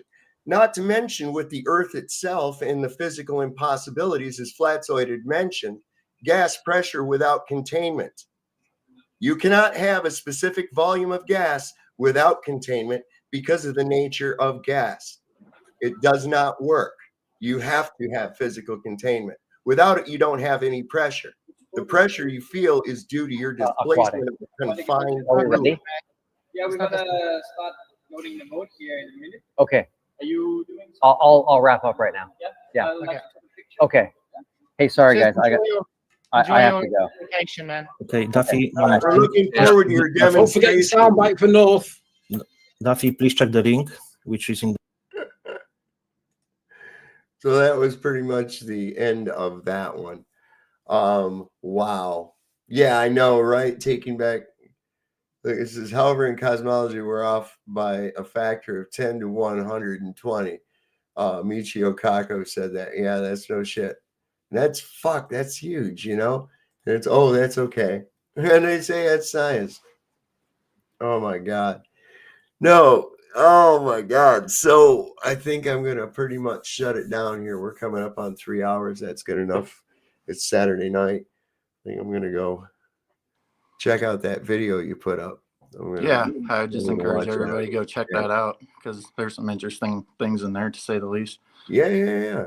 Well, I'll try and drop a link in that. Yeah. I'll take note of some timestamps for the next show. We'll look at some various areas. But this is the whole thing. That dude is like cringe. I know. He's like complete cringe. I feel like I should get it. I mean, I don't know. It's just like I'll probably have to burn sage. You know what I'm saying? It feels like it. Yeah, I know, man. It's like it's just filthy. Just He's like an Amway salesman too. It's like, you guys could really learn something from me. You just follow these 3 easy steps and you'll be on your way to selling whatever you need to sell, just like me. Yep. Yeah, that guy is something Rub else. some tussin out, Saab. Take care, everybody. Right on, everybody. Earl Lee, thanks for coming tonight. Heresy Seed, everybody that participated and came here this evening. I want to thank everybody for joining us. We'll be available next time. Of course, my email and other information is floating down there across the bottom of the screen. And anyone that wants to send me a cool link or whatever, and it's something we can get into, we'll put it up on the show. There's also, if you like what you see and you want to help support the channel, feel free to hit the PayPal or Cash App. Not a requirement at all, not actually a necessity, but I've got some really cool people that have contributed to the show, and it's been quite a help. So we've been able to keep up with the StreamYard bill and shit like that, stuff that's extra that you don't really consider. But yeah, it's really cool. And I see I've got this entire, I recognize all these people, 191 people and shit, all these people that are in chat over here. And it's like, oh, I see all these names. Now I recognize, oh, there's that guy, there's that guy, there's that guy. But then later on, I'll think about, oh, man, who was it that said such and such? And it's wild. Some people have been here for a long time. The only way I really know any, a personality of them is the way that they've been in the chat or how they've said things in the chat. And so then I'm able to associate certain things that certain people have said, and I'll go, oh yeah, that Super Sidewinder said that, or that was, so and so. That was Renee Bernays sent that link. That's right, that kind of thing. So yeah, it's grown even since I've been watching you too. I remember when I first started watching it, probably has grown by about 100 people, in live views. I mean. Oh yeah, listen, I'm getting pretty good views. I think my reach is getting out there, and it's probably not for everybody, and that's fine too. But I want people to go away with the full understanding that I am avidly involved in trying to brainwash you into thinking for yourself. Blow that shit out of your brain, all the stuff that's been given to you. If it's just a belief system and it doesn't make sense, don't just go, oh, I must not be smart enough to understand it. Really look into it. Say, maybe this is some bullshit. How the fuck, they'll just blow shit past you. Saw this thing that said water is actually older than the sun, and I'm like, how in the fuck do you know that, man? Yeah, right. How do you know that? It's like they just say things and people say, oh, well, that was on the fact channel, or that was on this, that's where I heard it from. So it's probably true. And there again, that perception deception, just because something on Facebook calls itself the physics page doesn't mean all the physics that they're giving you are correct. Okay? It's Facebook. Yeah, it's the power of the internet these days. Well, that and this thing that people are trained in, they've been given this intellectual laziness because they don't have to know anything. Right. All they have to do, if they're in a pinch, is just look it up real quick, and hopefully they understand it. But a lot of times they don't. Yeah. They'll just go by what the thing says and rely on it and hope you understand it. And that's why all the time, on Facebook and shit, that's all these idiots can do is post a fucking link to something. And it's like, well, have you actually read this paper? Yeah, I know. A lot of people just go with the headlines of everything, and then you actually ask them about something, and it's like, well, I don't know. I just read the headline. Shit. It's like, what do you learn from that? Right. Nothing. Yeah. You learn nothing. Absolutely nothing. Yeah, there used to be a show on in the 80s or 90s too. There's this guy, this magician named David Copperfield. Yeah, I remember him. I remember there used to be an hour special with all his magic tricks. And back then, before the internet, nobody could disprove any of those magic tricks weren't real. Right. I sure thought they were real because my mom thought they were real. Should we be talking about them all the next day? Like, how did he do that? Yeah. But now you don't see those anymore these days too much because, you know, you got sources that you can go to and find out how not real and the deception and the sleight of hand there is on all that. Well, if I'm not mistaken, I believe David Copperfield still performs in Vegas. I don't think so. I think he got in trouble for something. That was another thing. Oh, really? I think he got me too when that was There's still. who's the other one that's real big? David Blaine, maybe. There's David Blaine. Oh, Chris Angel, I think was one. No, Chris Angel performs at the Luxor. He's at the Luxor, and I'm wanting it's at the MGM. I think it is Copperfield. David Copperfield. Yeah, I'm pretty sure it's David Copperfield is at the MGM. The MGM Grand, it's like this, you can't miss it. The entire building is just green. If you look at the Vegas, you know, you see a picture of Vegas skyline and shit. You look and you see this bright green building, and there's these lions that are like out front of the place. It's really, you can't miss the fucking place. But we saw Chris Angel with Cirque du Soleil at the Luxor one time. That was pretty cool. I've been to Vegas, God, I can't even count how many times I've been there now. I've never been there. I've been all around it, but I've never actually been to Vegas. Oh, well, it was just a few hours from, like, I don't know, maybe 3.5 hours from where I lived in California. So we just, you know, trot on through Death Valley, roll up a couple fatties to take with us, and then you know, hit State Line Road once you get through the desert, and wham! I've seen the lights of it because you can see it for miles. But yeah, well, it's like you come up a rise, you'll see like mountains ahead, and you'll kind of see a glow on the other side of the mountains, and then you kind of come up a rise, and then when you come to the top of that rise, you look and you can see this whole fucking city down below. It's really crazy, man. And then you get there, and it's just like it's eye dazzling.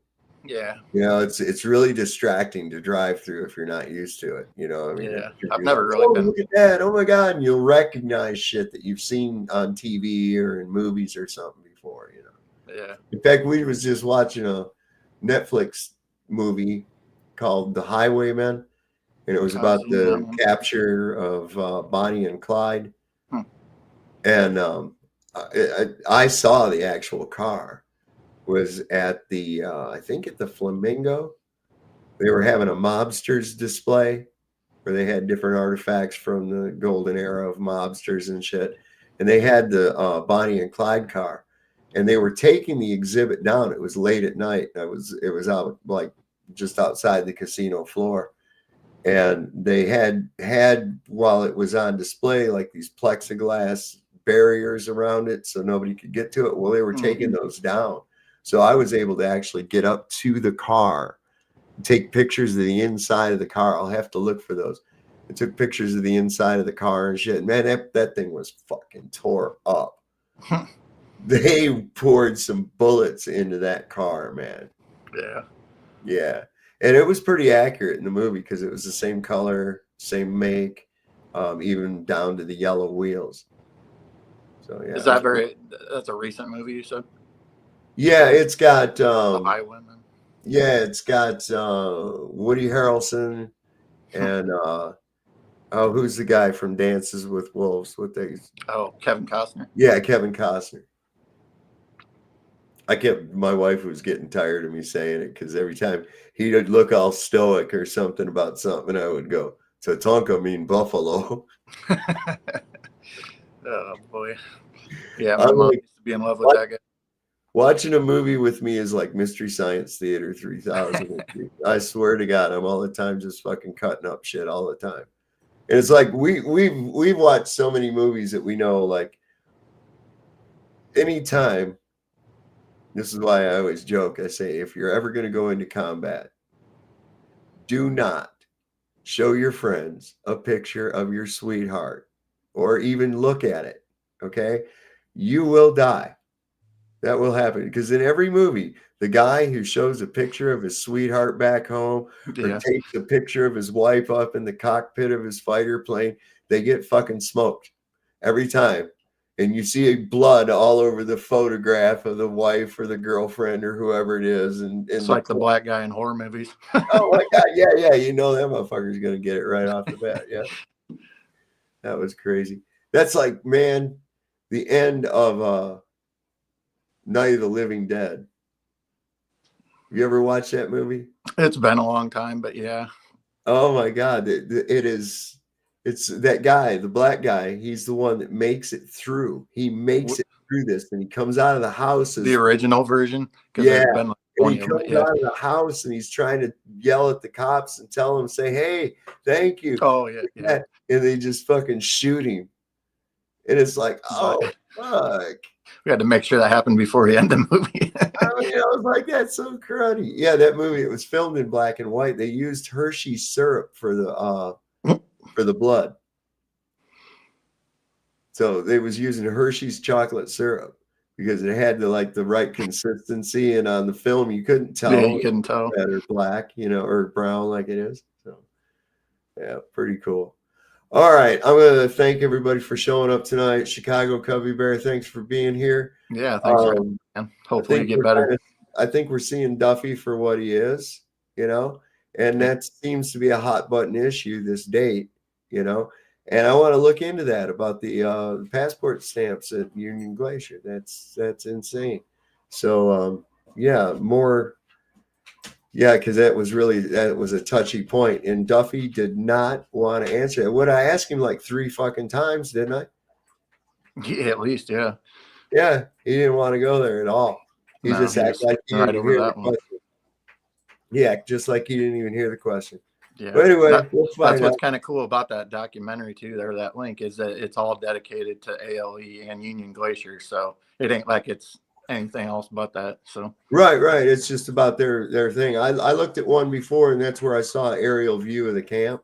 Mm-hmm. Oh yeah, they go into all kinds of things. I actually verified where Jaron had been walking around with his little camera, body worn camera or whatever. Mm-hmm. So, we verified that, and he didn't say nothing about that thing. He went ballistic on was me saying that I don't think they left on the 17th. I think they left on an earlier time on the 18th. They even make it a point to show you what it sounds like when they're stepping in the snow and everything, the sound it makes. So it goes into a little bit of everything. Yeah, there's a whole bunch of shit involved with this. We're not dumb. Anyway, hopefully you get better, man. All right, brother. Thanks for coming up. Yep. We'll see everybody next time on Sovereign Soul, next Unchained Mind. Something Wong sends his regards. And don't forget, Lord loves the working man. Don't trust Whitey. See your doctor and get rid of him. He'll probably fucking kill you. If you heard the shot, it wasn't meant for you. We'll see you next time on Sovereign Soul, Unchained Mind. Good night. Hey, how are you glow-tards doing? Just wanted to check in from how you were doing when you all learned about me, when you were just little wee little ones, and you were too stupid to question anything, and just wanted to check in and make sure you still believed in me. You still believe in me, right? You better still believe in me. Because if you don't, I'm gonna call you names. Like, you still live in your mama's basement, and you better not breed.